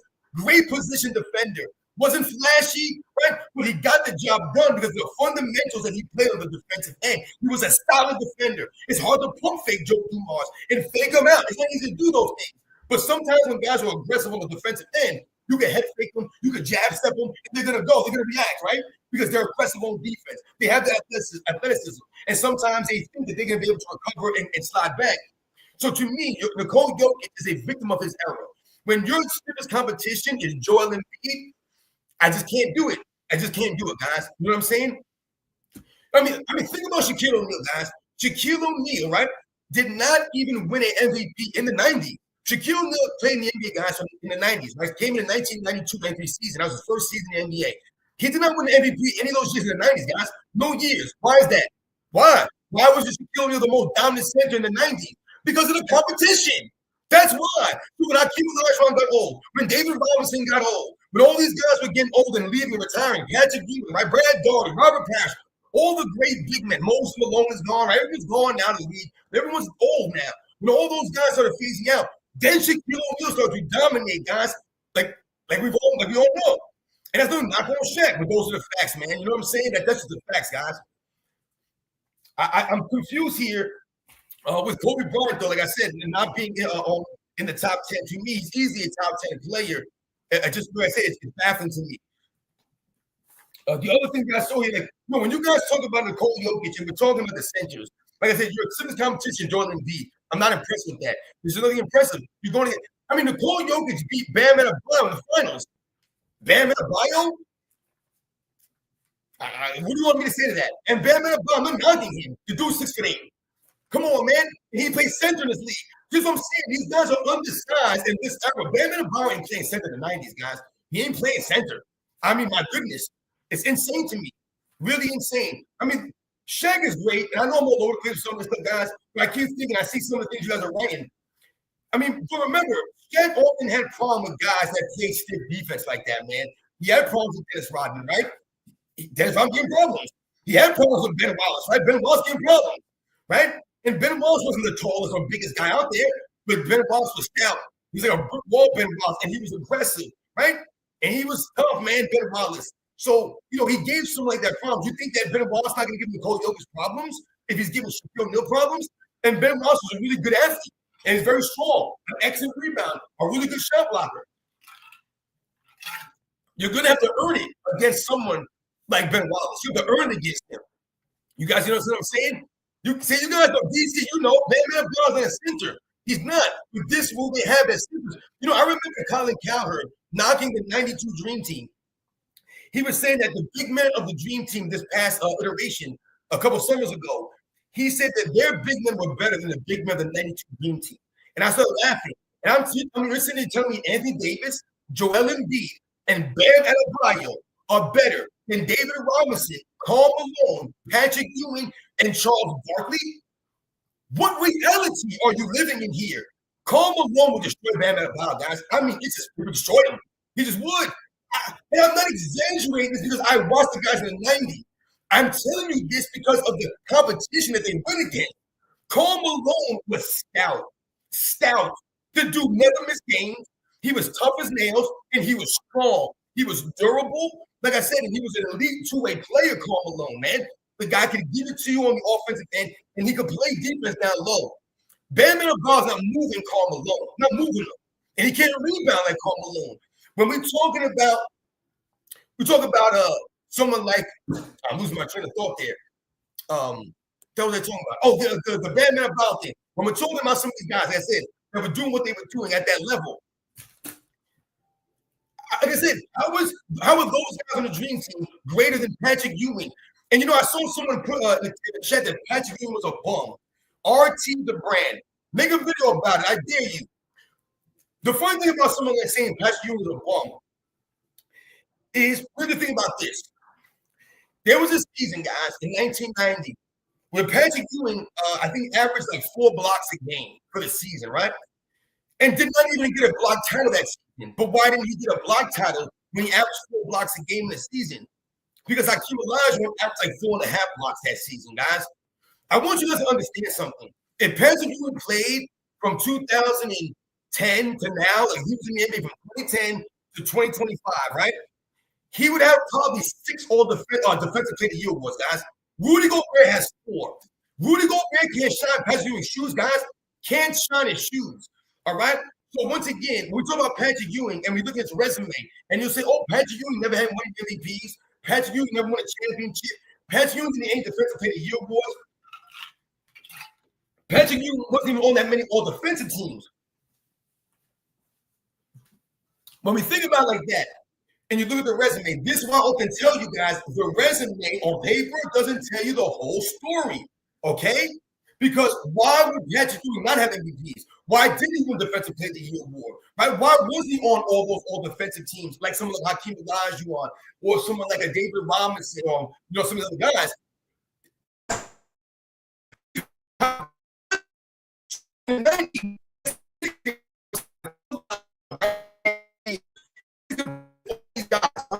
He has to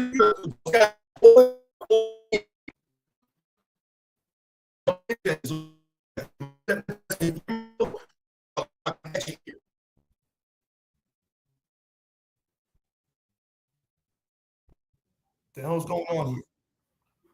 Yo, you guys still reading me or am I cutting off? Hold on a second here. Hold on here.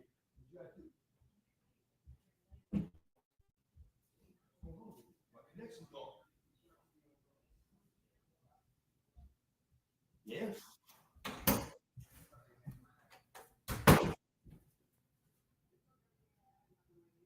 Yo, can you guys read me? Come on, man. I don't know what's going on with my connection right now, man. I'm plugged in here too.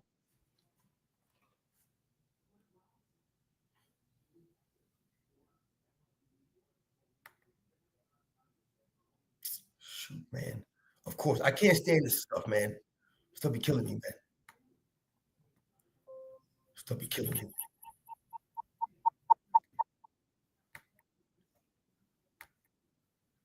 It was cooking too, man. All right. I think I'm good, right? I think I'm good. Check, check. Check, check. Check. Check. Check, check. Mic check. Oh, so anyway, back to what I was saying, guys. Much respect. Thank you guys for staying with me on this, man. But anyway, back to what we were saying with this stuff. The competition at those positions was just a lot stiffer. So every night, like I said, you're having to do this and bring that, man. I just don't get how some of these guys, can say some of these things that have these rankings. Thanks, guys, for rolling with me, man. I appreciate it. All right, cool. So, what do you guys think? I'm gonna probably go for 10, 15 more minutes. Like, I was serious. Let me finish up with the Patrick Ewing thing. What I was saying, the Patrick Ewing stuff, guys. Forgive me for losing my train of thought there. So when we talk about the Patrick Ewing stuff, to me, Patrick Ewing is one of those guys. He's once again like Jokic, the victim of his own era. His era is so weak, you can't rank him with those guys. Patrick Ewing is a victim of the greatness of his era. This guy's going against competition. I'm telling you, if Patrick Ewing was going against Nikola Jokic, Robin Lopez, Bam Adebayo, Rudy Gobert, Karl Anthony Towns, Joel Embiid, Joakim Noah. Like, if these were some of the guys that he was going against on a daily basis, to me, Patrick Ewing would be regarded as a much greater player because he would have a greater resume on paper. But would that make him a greater player, though, guys? He might look greater on paper, but to me, Patrick Ewing is great because of the era he played in. And yes, Patrick Ewing had a lot of faults in his game as far as the moments. Right? We all know about the finger roll late that he missed in the playoffs that year. That was a big time, blunder for someone like Patrick Ewing. We still don't know why he just didn't dunk the basketball, but that's neither here nor there. He was going against one of the greatest dynasties of all time, the Chicago Bulls, year in and year out. And he was going against the greatest player of his era, the greatest competitor of his era, who was in his own conference year after year after year, Patrick Ewing. Did Patrick Ewing leave and join the Chicago Bulls? He could have easily let them join Michael Jordan, and they could have destroyed the Eastern Conference. Did he go join Hakeem Olajuwon or go join Charles Barkley? Right? Did he go join some of his other great players? No, he didn't do that. Patrick Ewing stayed on the New York Knicks. He was on the Knicks. All right? And he battled Michael Jordan year after year after year. Like I said, some of the things that Patrick Ewing put up were great, but they were outshined, right? But greater players like Hakeem Olajuwon, like David Robinson, right? Like Shaquille O'Neal, like Michael Jordan, guys. Right? They were just great players in that era. Just no knock on Patrick Ewing and what he accomplished or didn't accomplish, man.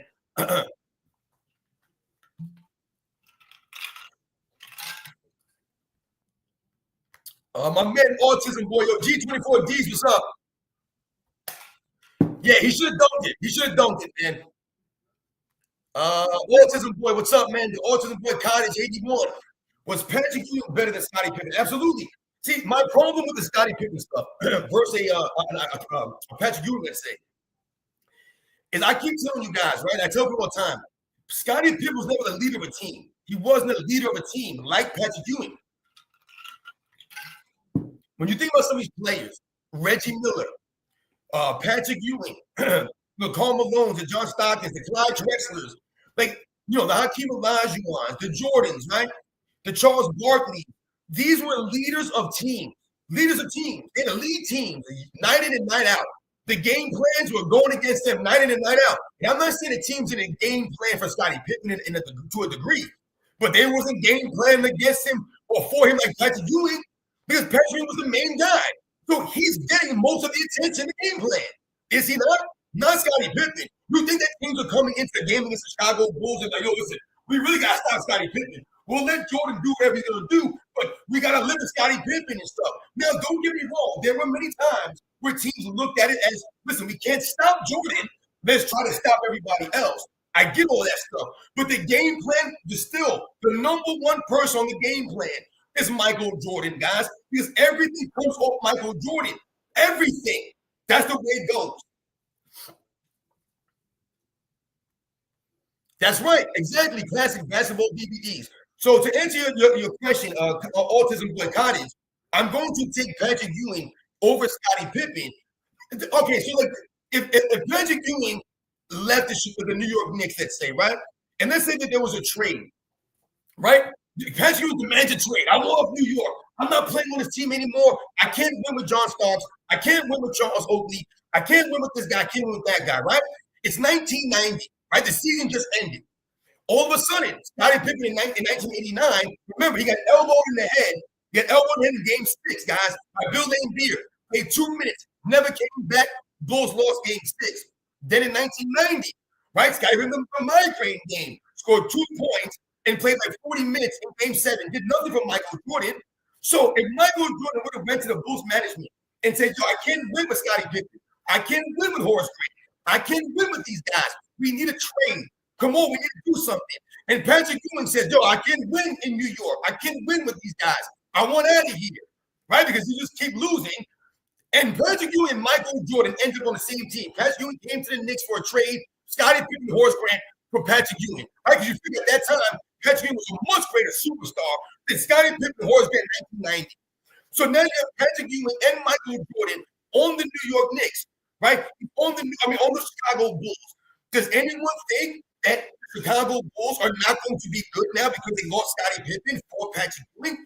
To me, this is going to be insane. Insane. With Michael Jordan now having a big man down low.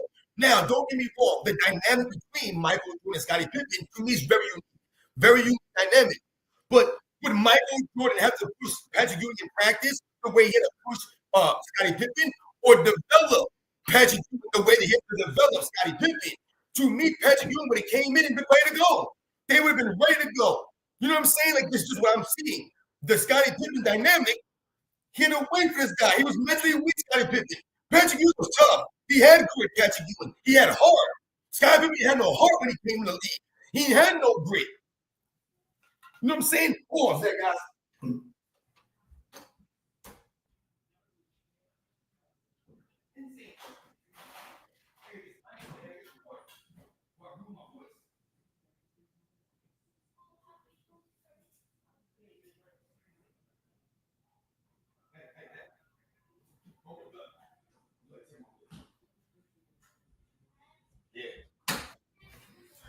Sorry, guys. I'm bad, man. Forgive me. I need some more water. So, wait a second. What we got going on here, man? All right, we're going to get rid of the clown. Like this dude right here, yeah, we're going to get rid of you, man. Because you ain't saying nothing good. You out here, make a video. These fools out here talking trash here, saying weird stuff, man. Don't get weird in my comments, man. You know what I'm saying? Like, some of these dudes, I'll get you. Yo, some of you guys, man, I'm gonna try to hit you guys off with the wrench. I'm gonna try to give you guys the ability to moderate the chat. Like I said, you see some people in here, whatever. No doubt about it, man. So, exactly, TG. See, when we're talking about the top 10 players, and I know we're kind of getting a little bit crazy here, and we're all over the place, but this is good. This is a good engagement, a good conversation to have. Once again, out to Patrick Ewing, who to me is undervalued now because of the era he played in. Like I said, he went against strict competition, Patrick Ewing. If you dropped him into the 2010s, like I'm telling you, he's greater on paper. He's just going to be great on paper. But to me, that wouldn't necessarily make him greater overall, because then we could turn around and say, who the hell did Patrick Ewing go against? He didn't go against nobody. So, he'll have he would have like 4 or 5 defensive player to you. Does anyone think that Rudy Gobert is a great defender than Patrick Ewing, man? If I had Patrick Ewing's team versus Rudy Gobert's team, and they had to guard each other, Patrick Ewing is destroying Rudy Gobert. He just is. Rudy Gobert at his best can't snip Patrick Ewing. Go look at Patrick Ewing's shot block numbers versus Rudy Gobert, guys. It's not even close. Not even close, I told you. Patrick Ewing in 1990 averaged like 4 blocks a game. Rudy Gobert couldn't do that. Can't snip that. And he still didn't win the shot block title because I couldn't measure one. All those defensive player of the year awards that Rudy Gobert won are going to Patrick Ewing. If he's in the league during that time, they're all going to Ewing. It's that simple. I mean, look at some of the guys. Jaren Jackson Jr. Jaren Jackson Jr. No, not on Jaren Jackson Jr. Not better than Patrick Ewing, man. He's not a better defender than Patrick Ewing. Not a better rebounder than Patrick Ewing. Like I said, there's no knock on these guys for what they could do. Patrick Ewing had one of the best touches, one of the best jump shots of a big man in the history of the NBA, guys. History of the NBA. He had a great touch, Patrick Ewing. Like I said, I'm not saying that he was perfect or the greatest center of all time. But damn it, for some people to act like Patrick Ewing was just trash, or he wasn't that great because he didn't win MVP or a defensive player of the year or a championship. Go look at the guys he was going against, man. And Patrick Ewing, you know what's funny? You'll hear someone like Scap or Shaq talk about, and there's no knock on Scap. You guys know me. Scap was cool, man. But sometimes Scap, all the time, Scap likes to talk about Nikola Jokic and his lack of help, right? His teammates aren't that good. He's carrying these guys and he's doing all this stuff.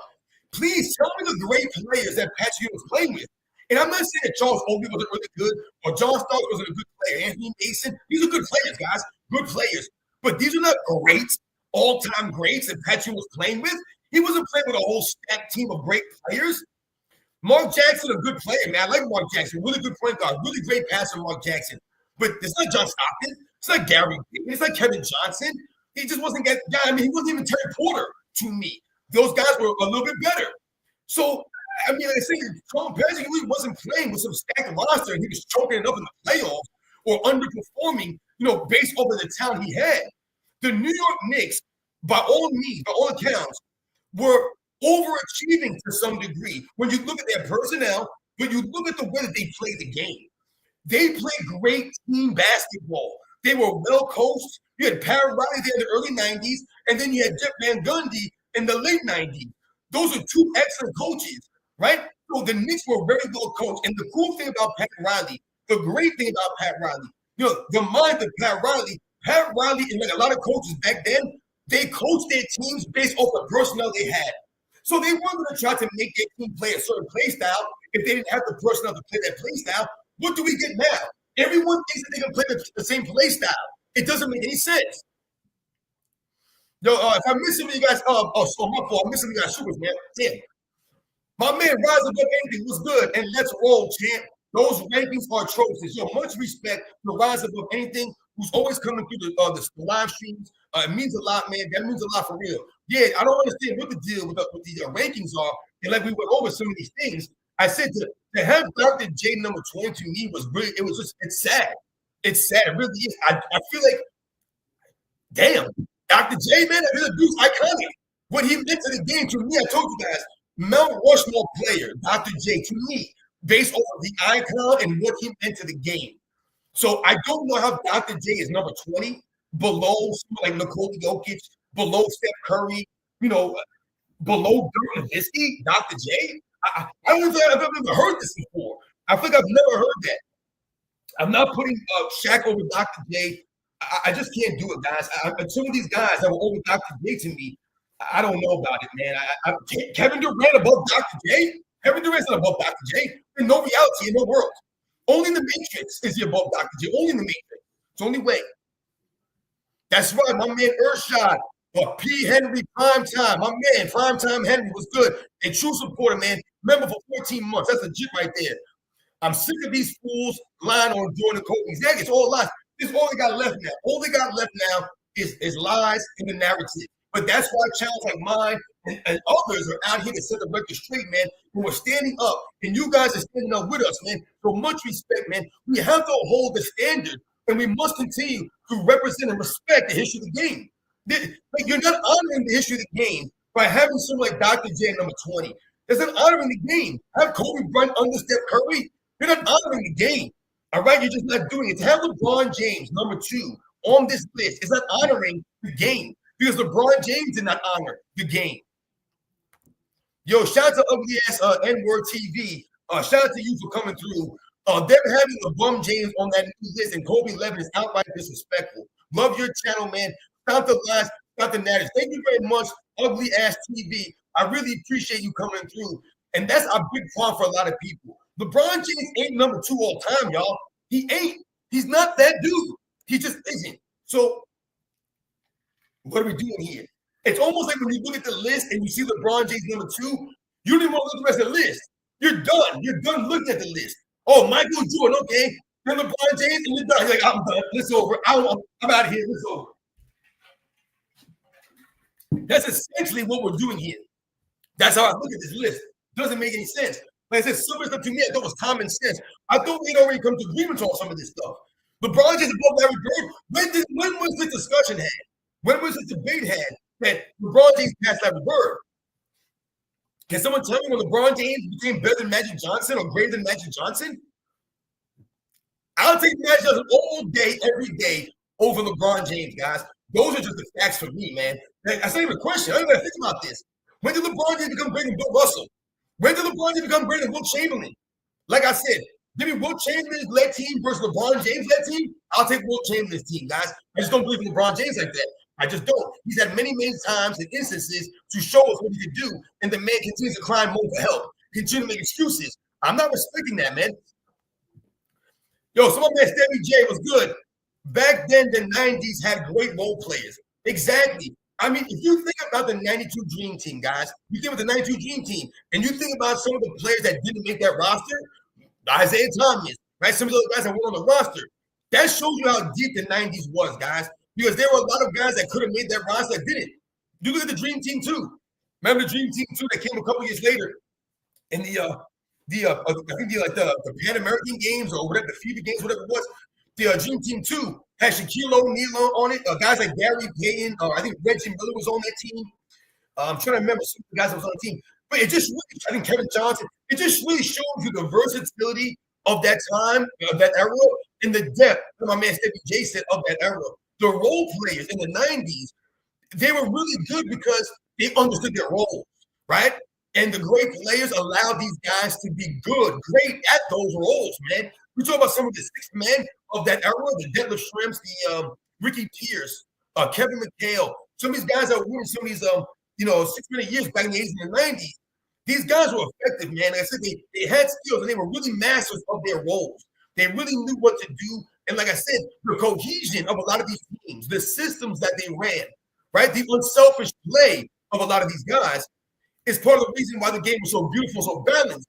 Like you have guys that you bring off the bench, and some of these guys were specialists, right? They were literally specialists. These guys would come off the bench and they would be knockdown shooters. You bring this guy in, knockdown shooter. You bring this guy in, he's a defensive specialist. You bring this guy in, he's a rebounder extraordinaire. You bring this guy in, he's an enforcer. Right? These guys are going to knock you out. They're going to make the game all mucked up and get the game a little bit crazy. Coming in and interrupt the flow of the game. Like I said, some of these guys are going to come in there and they're going to be instant offense. You remember something like Vin the Microwave Johnson? Remember Vin the Microwave Johnson? Yo, go back and watch. I think it was the 1991 Eastern Conference Finals. It might have been the 1991 Eastern Conference Finals. But if you watch Vin the Microwave Johnson, the way that he played the game, like this dude coming off the bench, man, and the dude would just be getting baskets. I saw Vin the Microwave Johnson lighting up Michael Jordan out there, man. Lighting him up. And not because Michael Jordan can't play defense, because Vin the Microwave Johnson was that dude. He was the dude. Some of the moves I saw Vin the Microwave Johnson do against Michael Jordan, guys, I was like, how the hell did that shot go in? How did he make that shot? And then he did it again. So you're like, guess it wasn't luck. He got skills. So shout out to somebody like Vin the Microwave Johnson and what he could do in the NBA today. If Vin the Microwave Johnson was allowed to come into today's league and carry the ball all over the court and travel all over the court, right? What would he be able to do? How effective or how much more effective could he have been? And by all accounts, Vin the Microwave Johnson, he played his role to a T. Okay? When you say microwave, you know the deal. The dude's coming in to cook it up, to heat up quickly. He don't even come in and get warmed up. The man comes in and baskets.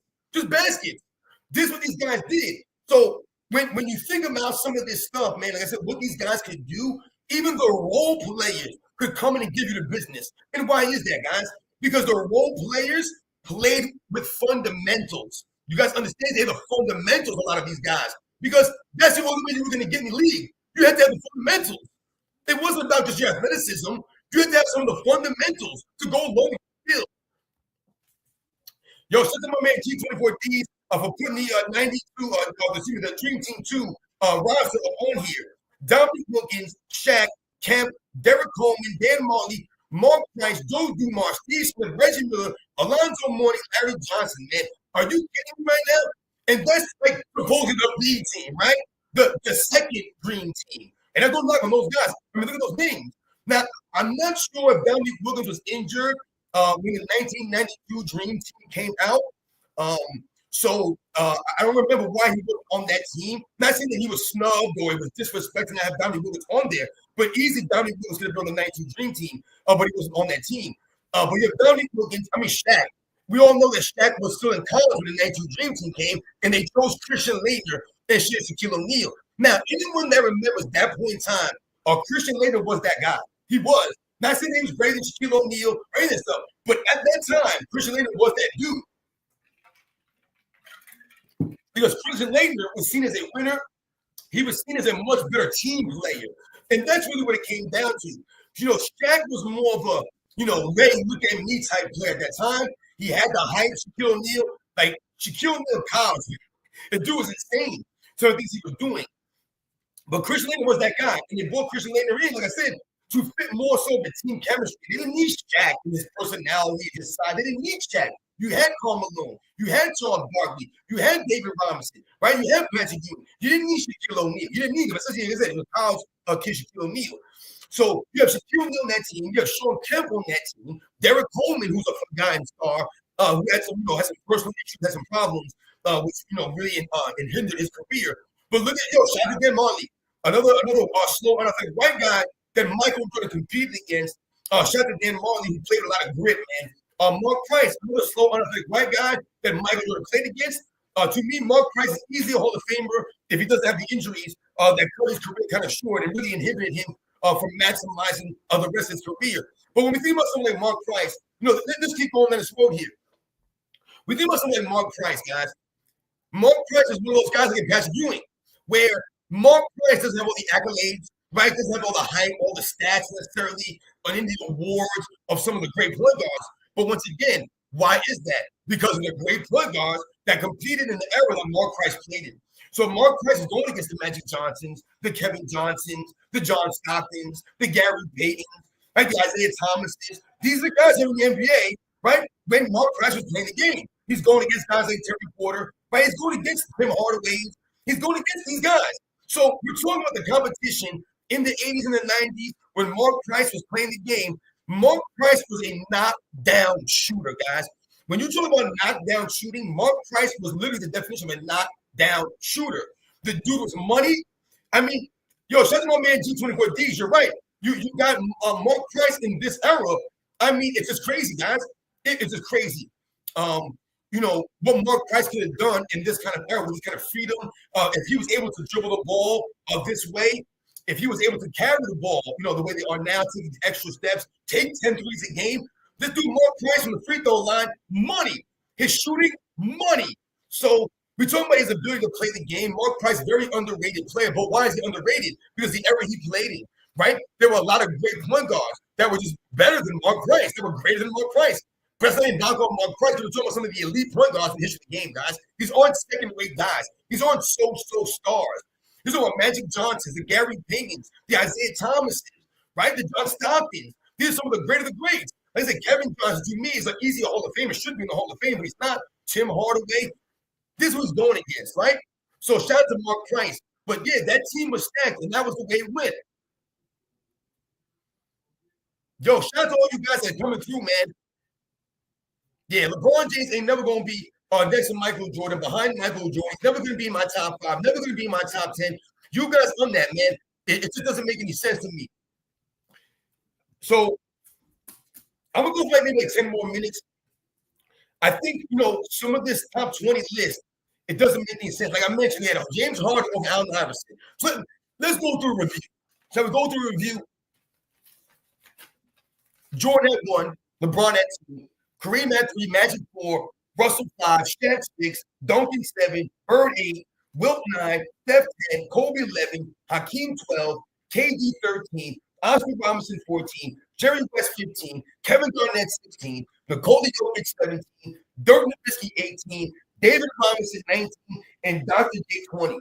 Now, the Dirk Nowitzki thing, I didn't mention Dirk Nowitzki much. How is Dirk Nowitzki above Karl Malone or Charles Barkley? In my estimation, Dirk Nowitzki's not greater than them, guys. Now, listen, I know the 2011 championship, we all respect that. One of the great runs in the history of the game, guys. No doubt about it, man. But if I'm ranking the great power forwards, I just don't know if I can put Dirk Nowitzki above Charles Barkley, guys. I don't think I can put Dirk Nowitzki above Karl Malone.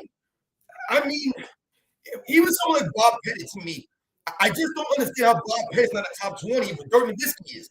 And this is not even love on Dirk Nowitzki.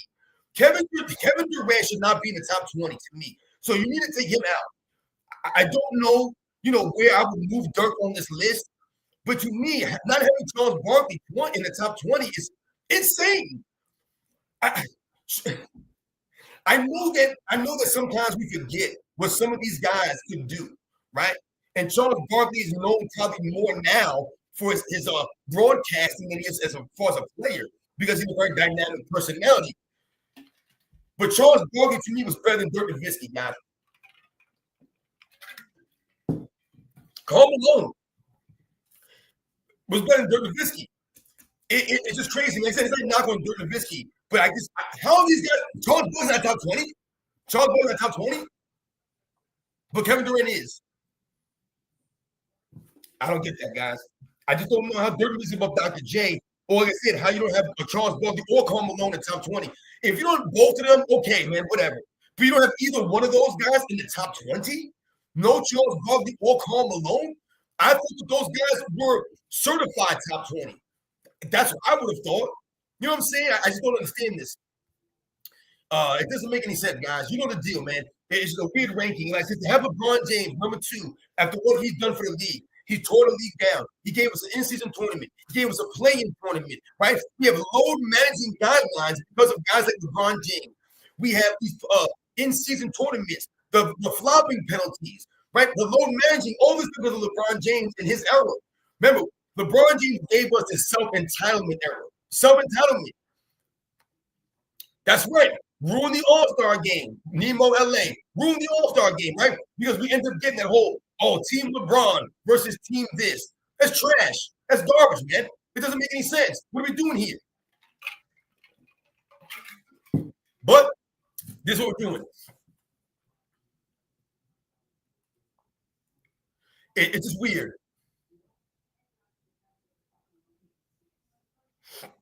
People know LeBron James. Why? They know LeBron James because of what?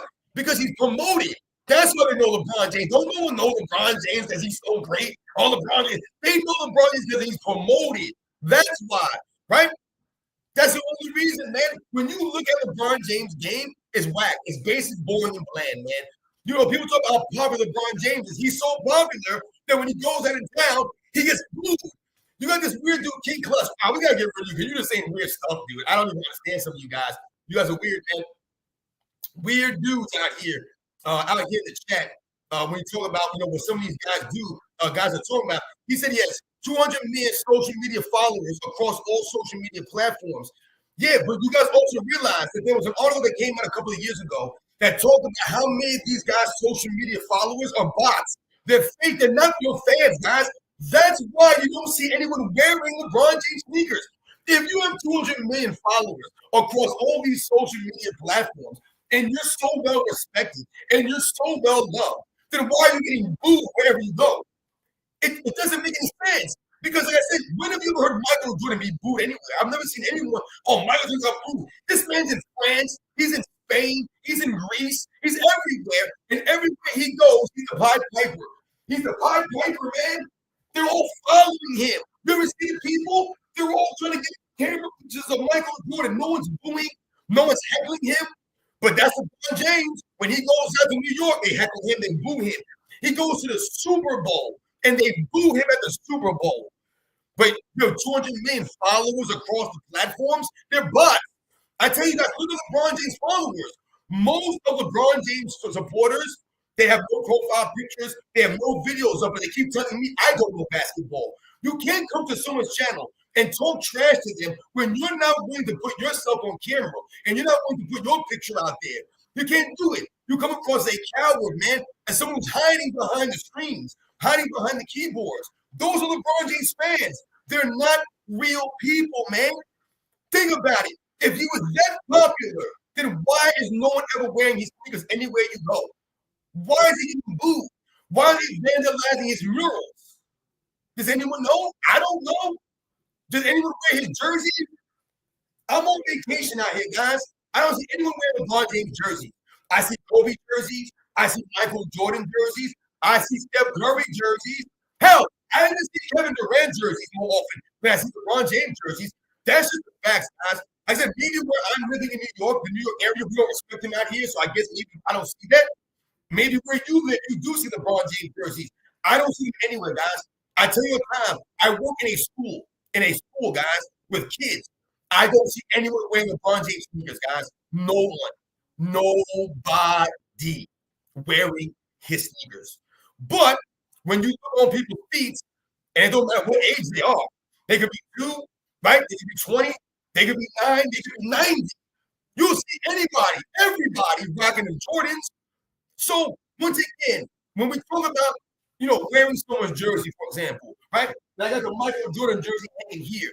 When you talk about a jersey, when you talk about buying somebody a product or supporting them, what that speaks to is you respecting that person. So if you respect someone, then you're going to Support them, right? You guys support my channel, right? Because you respect what I'm saying. You respect what I do with the channel. So you guys come through, you guys support my channel, right? That's why I thank you guys. I don't take it for granted.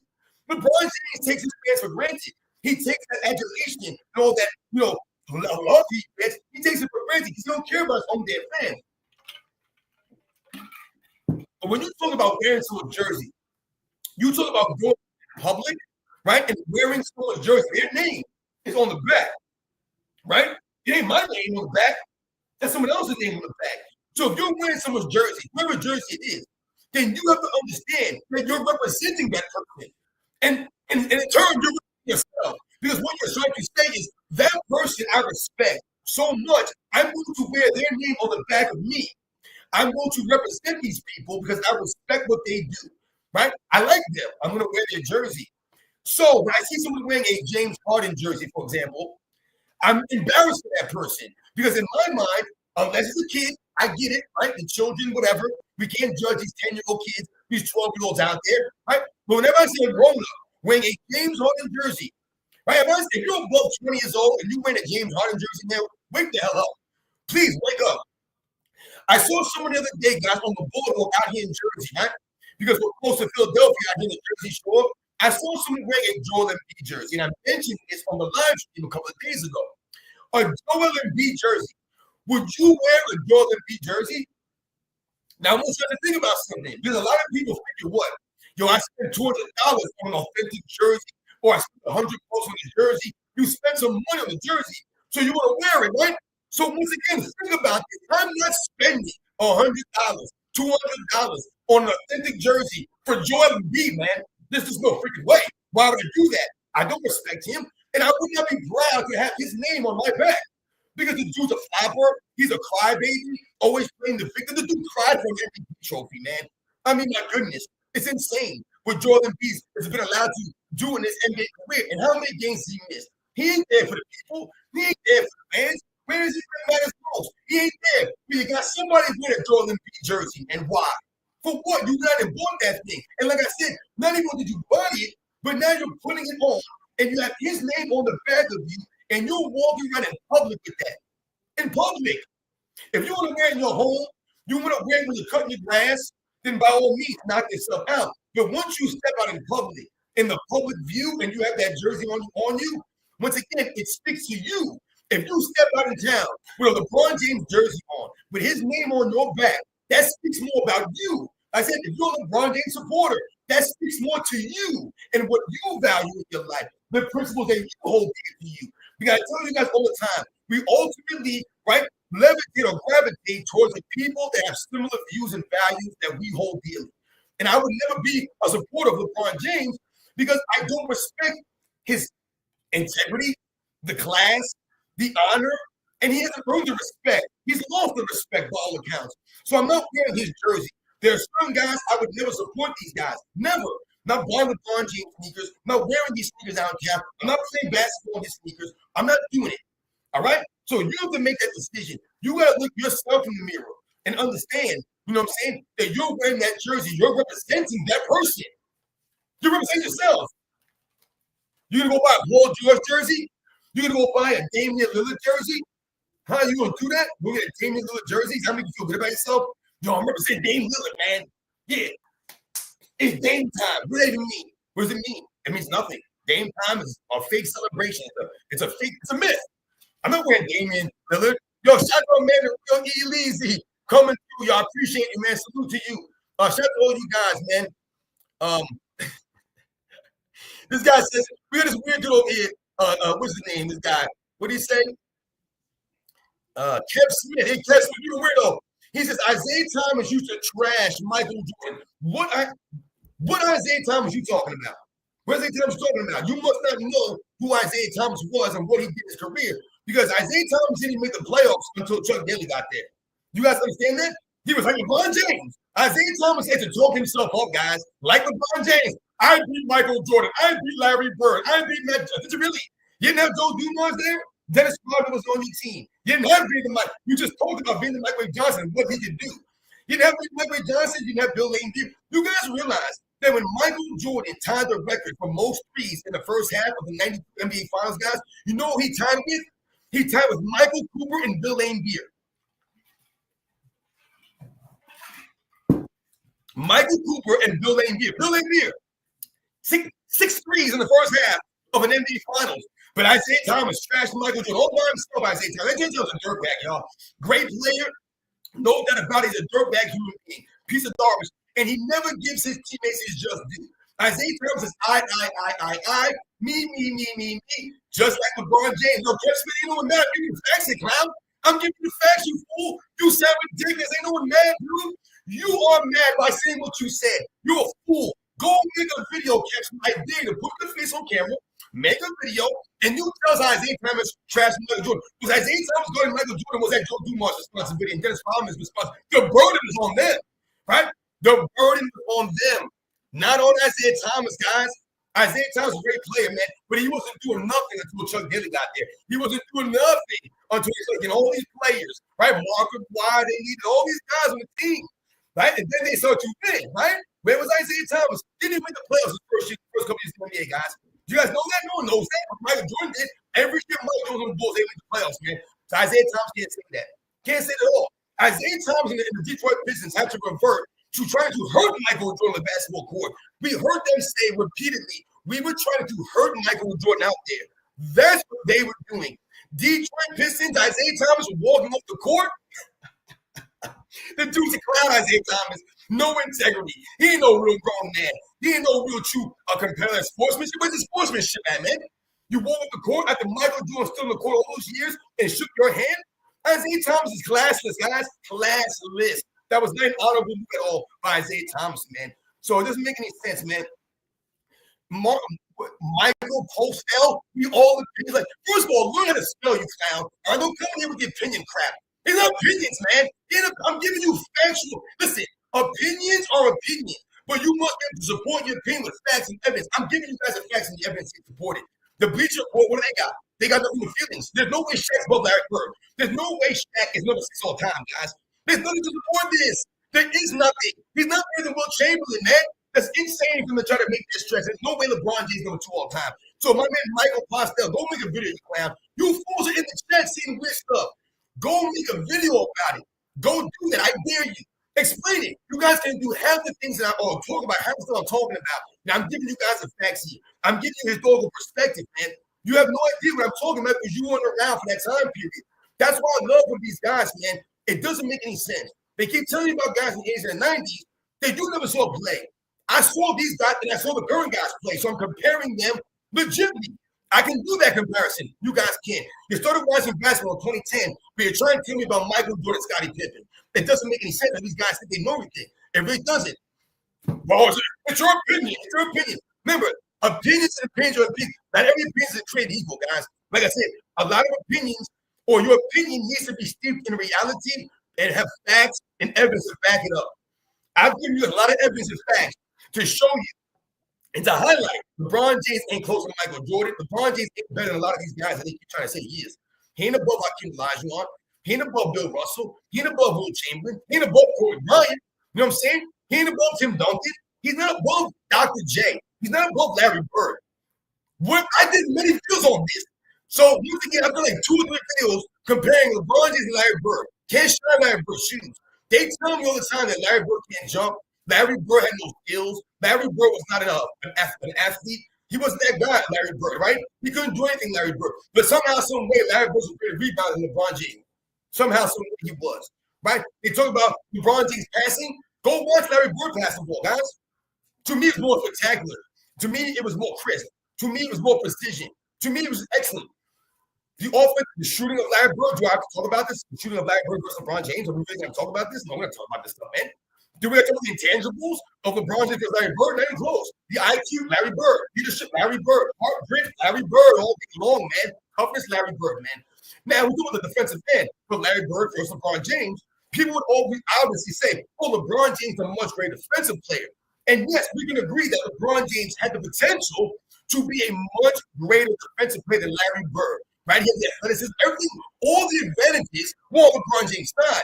But somehow, some way, in Larry Bird's shortened career, due to the injuries and the attrition that he had to deal with throughout his career, somehow, some way, Larry Bird still made 3 all-defensive teams in his career, and LeBron James made 6.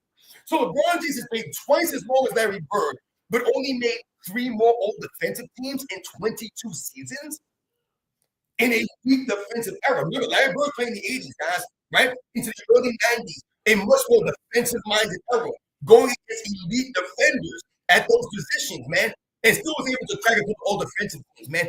To me, Larry Bird was a better team defender than LeBron James, a better help defender than LeBron James. We could argue all day long about who's a better on-ball defender, Larry Bird or LeBron James, but between the team defense and the help defense, give me Larry Bird overall. Also, the IQ of Larry Bird on defense greater than LeBron James, man.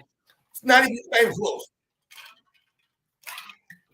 But somehow, some way, that Larry Bird number 8 under LeBron James, under him, doesn't add up. So, guys, I'm going to cut this live stream probably like, I don't know, a couple more minutes. I think that we talked about a lot of good stuff. I think we mentioned a lot of great players. And we talked about some of the rankings, you know, that stuck out to me. And you guys mentioned some of the things that stuck out to you. And I really appreciate you guys, like I said, sharing all your thoughts with me, asking me questions.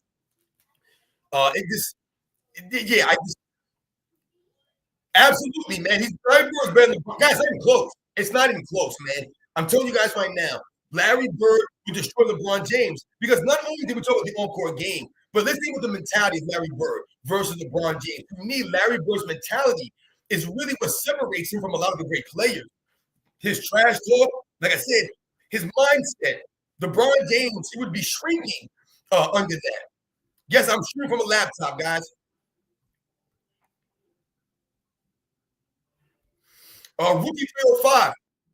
You guys remember in the live stream a couple of days ago, AOH said that he would put Charles Barkley above LeBron James. You know, AOH doesn't like to do rankings, but he would put Charles Barkley above LeBron James, man, because I never thought about that. But to me, I told you, the problem I'm having is LeBron James is becoming unrankable. I don't even want to debate him against Charles Barkley. I don't even want to do that because it's disrespectful to Charles Barkley, I feel. That's how I feel with a lot of these guys. I don't want to debate him against these guys because to me, it's not really fair. Because LeBron James has cheated the game, right? He's been able to finagle his resume and all this stuff that he's been allowed to do, but a lot of these guys weren't. So really, what are we comparing here? Yeah, much respect, guys. Yeah, you know he ain't messing with him. That's right. That's right. Momo says that LeBron was scared to guard Kevin Durant in the finals. They had J.R. Smith, Iman Shumpert guarding Kevin Durant because LeBron James was scared to guard him. Absolutely, man. Remember, they also had Richard Jefferson guarding Kevin Durant. Richard Jefferson, guys, who was like 35, 36 years old at that time, they had guarding Kevin Durant in the NBA Finals, man. Richard Jefferson, once again, there's no disrespect to Richard Jefferson, but he was never that guy. You want Richard Jefferson guarding Kevin Durant in the finals when it matters most?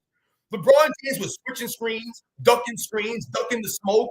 And like my man Momo said, yeah, J.R. Smith out there and Iman Shumpert out there guarding this dude. Man, Jeff Green was guarding Kevin Durant, but LeBron James didn't want to take that challenge on. Right? That's what separates him. He didn't want to separate challenges. So he let Kevin Durant go out there and average like 30-some points on 50, 40, 90 splits. He let Kevin Durant go historic on him because he didn't want to play no D because he never been that guy. Yo, shout out to my man Gundam U. I can't rank LeBron with what he did to the game. See what I'm saying? That's what I'm talking about, guys. A lot of people feel that way. They can't rank LeBron James because of what he did to the game. Destroyed it, man. Straight destroyed the game. It's really sad, like I said, what he's done, what they've allowed him to do, and that the media never calls this dude out. So the Bleacher Report, you're basically celebrating LeBron James for tearing the game down. I mean, the All-Star game. We used to love the All-Star game. The All-Star game is a joke now, right? Because of someone like LeBron James. If LeBron James is being celebrated for being the face of the league for all these years, then how come he's not taking the responsibility and accountability for tearing down that same very league? Does it make any sense to you? They'll blame everybody else. They blame all the other guys. Oh, LeBron James ain't do nothing. You hear me talking about, if you don't like LeBron James, that says more about you. No. If you root for LeBron James, that says more about you because you're not holding yourself to any standards or any values, and you're not holding LeBron James to anything. He's not holding to any standard. That's why he can do no wrong.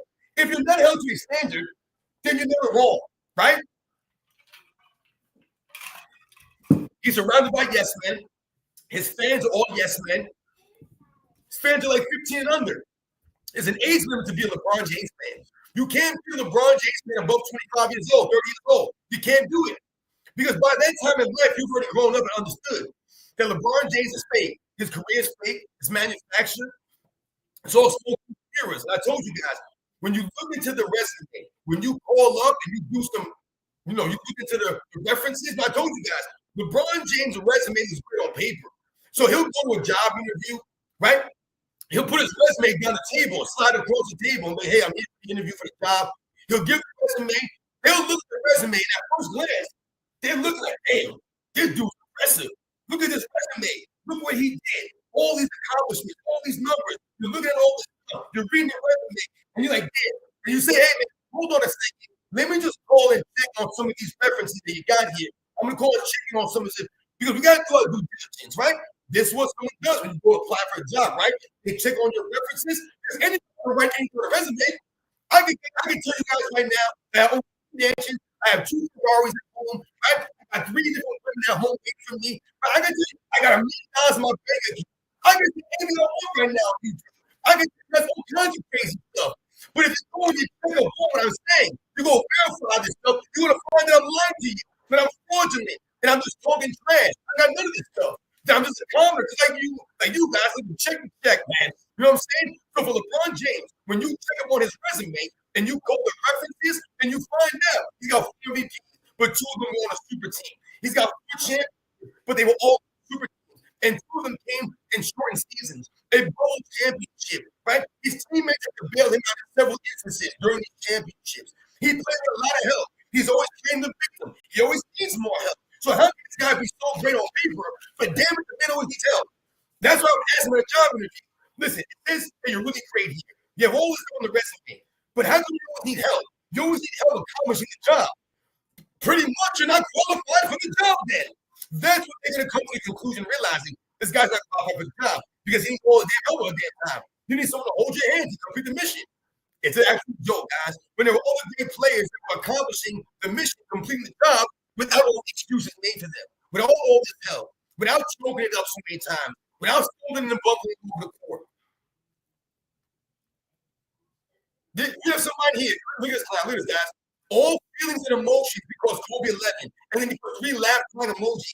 That literally is your emotions. You're literally hearing emotions.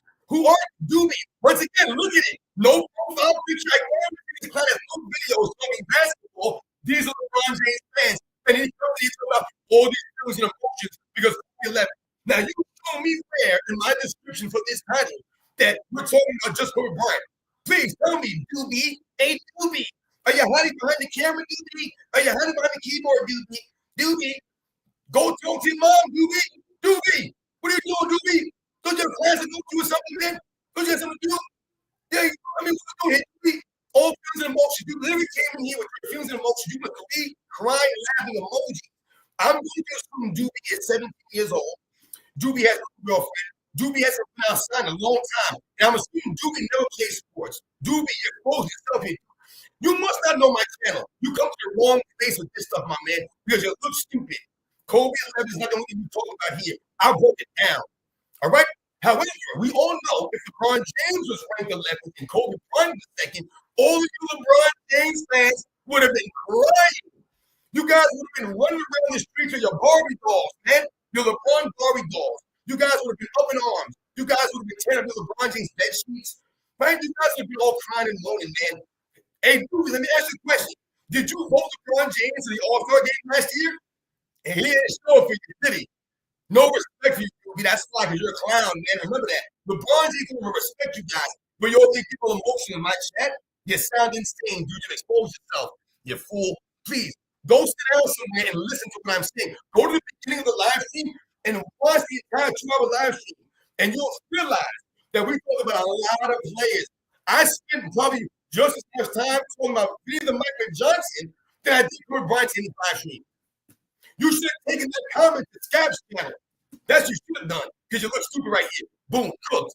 Let's go to the next person here, though. I see you guys coming through with the supers, man, so forgive me if I missed it here. My man Willie Williams. Jordan gave us feel like Mike. Kobe gave us the Mamba mentality. What did LeBron James give us? See, Willie Williams, you definitely watch my channel because this is what I'm always telling you guys. LeBron James did nothing for the game, guys. He gave nothing back to the game. Nothing. All we've done is lost. We've lost. We have lost as fans because of LeBron James. We lost the All-Star game. We lost the slam dunk contest with LeBron James. Hey, do me. How come LeBron James was slam dunk contest for you guys? Because they don't respect you now. They don't respect home game fans because he's scared. He ain't got no creativity, no originality, no swag from LeBron James, just like his fans. No swag out there. Top dog coming through. Thank you. Steph Curry's been the bum all time. Absolutely. I told you guys probably a couple months ago. I did that video. I told you I was done with LeBron James. I was done. Done with him. I put Steph Curry above him all the time. Just put him above. So much you to my man Top Dog. I'll never put LeBron James above Steph Curry. In my estimation, Steph Curry has been the greatest player of his era. He has been the most dynamic player of his era, the most inspirational player of his era. Like what he does as far as, inspiring people to play the game the way he does. Whether it's good or bad, we get it. The three-point line has been abused. We get that. That's not Curry's fault, though, that he can do what he does at that level. Because, as I mentioned earlier, Damian Lillard really thinks he's Steph Curry. No gets close to that level. Trae Young tries to play like Steph Curry to a degree. It don't work the same, guys. Those guys need the ball in their hand. Steph Curry does not need the ball in his hand to be effective like that. And he galvanizes his teammates way more. So absolutely top dog. I'm putting Steph Curry over LeBron James. The lowly one coming through again. My man Kevin Durant hit a three right in LeBron's face in the Warriors finals the first time in game 3. The second time again in game 3, I saw LeBron back off. Exactly, man. That whole sequence. I want everyone to remember there was a sequence in the 2017 NBA Finals that my man Louis was talking about. And this was the backbreak of the series. The Warriors were up 2 games to nothing. And that wasn't a problem for the Cavaliers, in my estimation. They were in a good spot. All right. They were down 2 games to nothing. No big deal. You're going back to Cleveland. You get a win in game 3, and you're right back in it again. But what happened in game 3? There was a scenario there towards the end. The last, I want to say, 3 minutes of the game decide the entire game, guys. The Cavs were up, I want to say, by 7 points. Right? They were up by like 7 points at one point. And there was a sequence there when the Warriors were making a rally. And you had this scene where LeBron James is driving the paint, right? And I want to say that the Cavs might have been up by 2. They were either up by 1 or 2, I want to say. And LeBron James drives the paint, right? And what does he do? Instead of trying to finish through contact over Draymond Green, LeBron James kicked out to Kyle Korver in the corner. Now, Kyle Korver was not wide open, but who's Kyle Korver? Yes, we all agree Kyle Korver was a great three-point shooter in the regular season, but can anyone tell me a big-time shot that Kyle Korver ever hit? Can anyone tell me a big-time moment that Kyle Korver had in his career that you would trust him in that moment? Remember also, this is the first year that LeBron James is playing with Kyle Korver. He's not even been playing with Kyle Korver for 3 or 4 years, and they develop some kind of chemistry or some kind of cohesion. And he hit Kyle Korver in a corner, and they had some kind of understanding. He literally bailed out to Kyle Korver, and Kyle Korver had to choke up a contestant through the corner. Of course, he bricked it up. And then Kevin Durant came down and hit that 3. And that was pretty much the end of the game, guys. And the Cavs went down 3 games to nothing. Then they would come back and win game 4 to blow. I mean, they blew out the Warriors in game 4, and then they lost 4 games to 1. But that pivotal game 3 in 2017, that moment, that sequence was a huge sequence there, guys. It's funny how I know more about some of the games that LeBron James has played in, some of the moments, than his own fans do. It's really sad. How about my man Dennis Gregory here? Shout out to my man Dennis Gregory coming through. Kids in the park want to be like Curry, not the cap. Exactly. That's the inspiring player of Steph Curry, right? People want to go on the court and play. Whether it's good or bad, they want to try to play like Steph Curry. He's inspiring people. Who's LeBron James inspiring, man? Who? Nobody. It's no one wearing his jersey. He didn't inspire nobody. People watch Steph Curry's jersey because he inspired them. Because when you watch Steph Curry play, you're like, damn, I really respect what these guys doing at that size. Running all over the court, right? Playing all ball, allowing someone like Draymond Green, the Klay Thompsons, to be great to maximize these guys. If you think about Steph Curry, guys, and what he did, he basically made Klay Thompson and Draymond Green Hall of Famers or Hall of Fame caliber players. Can you guys name one player that LeBron James turned or made a Hall of Famer? No one. Chris Bosh, Hall of Fame without LeBron James. Dwayne Wade, Hall of Fame without LeBron James. Anthony Davis going to be a Hall of Fame without LeBron James, right? Kevin Love, probably going to be in the Hall of Fame, but not because of LeBron James. Kevin Love was doing it.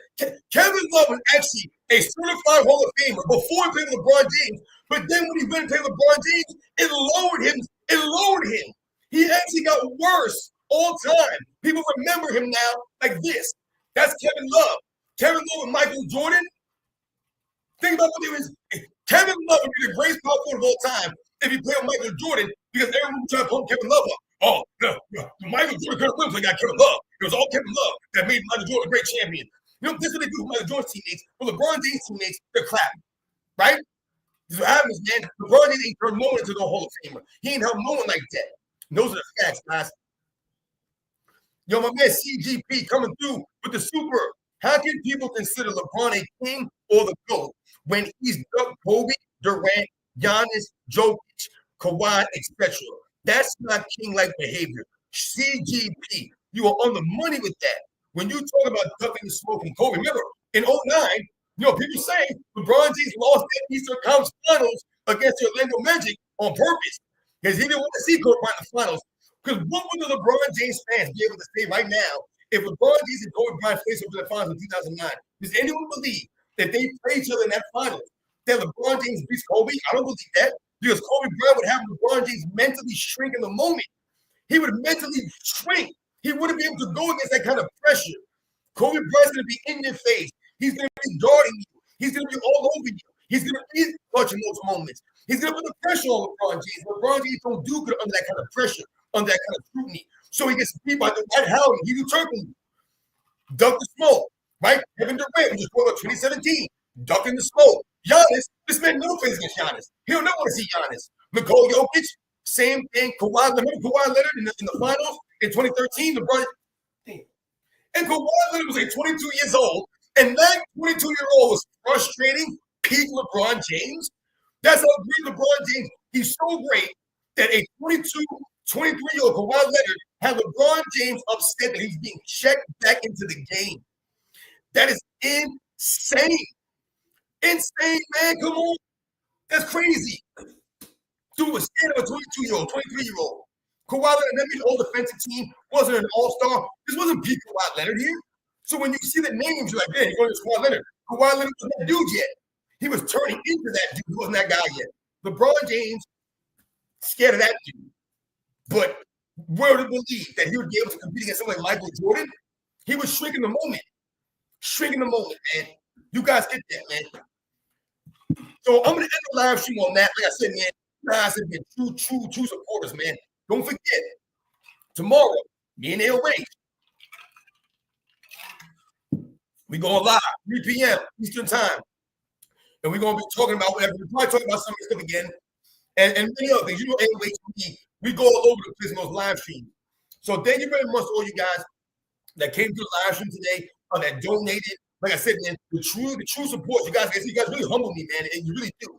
So thank you very much everyone that came through, supported the channel with the lives. Jolly Joshua's, Ghetto Pranks, Macman, Madman, Chris Garcia, AR23, Macman, Crazy Don, Recipes with Reed, The Lowly One, Rise Above Anything, Arshad, Primetime Henry, Ugly Ass TV, Stebby J, Gun Demue, Willie Williams, Top Dog, Dennis Gregory, CGP. Thank you to all you guys out there. Like I said, man, I'm going to try to give you guys that continue to come to my live streams, that are supporters in my lives. I'm going to try to give you guys the ability to moderate the chats. AOH is going to give me the ability to moderate the chats also, so that we don't put some weirdos saying weird things in the chat out here during the lives, man. So you guys know the deal, man. Much respect to all you guys out there. The Bleacher Report Top 100 list.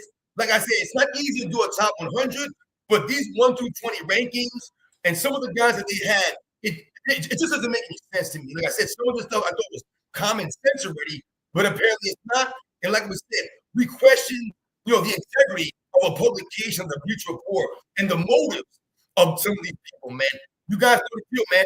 I'll catch you guys on the next one.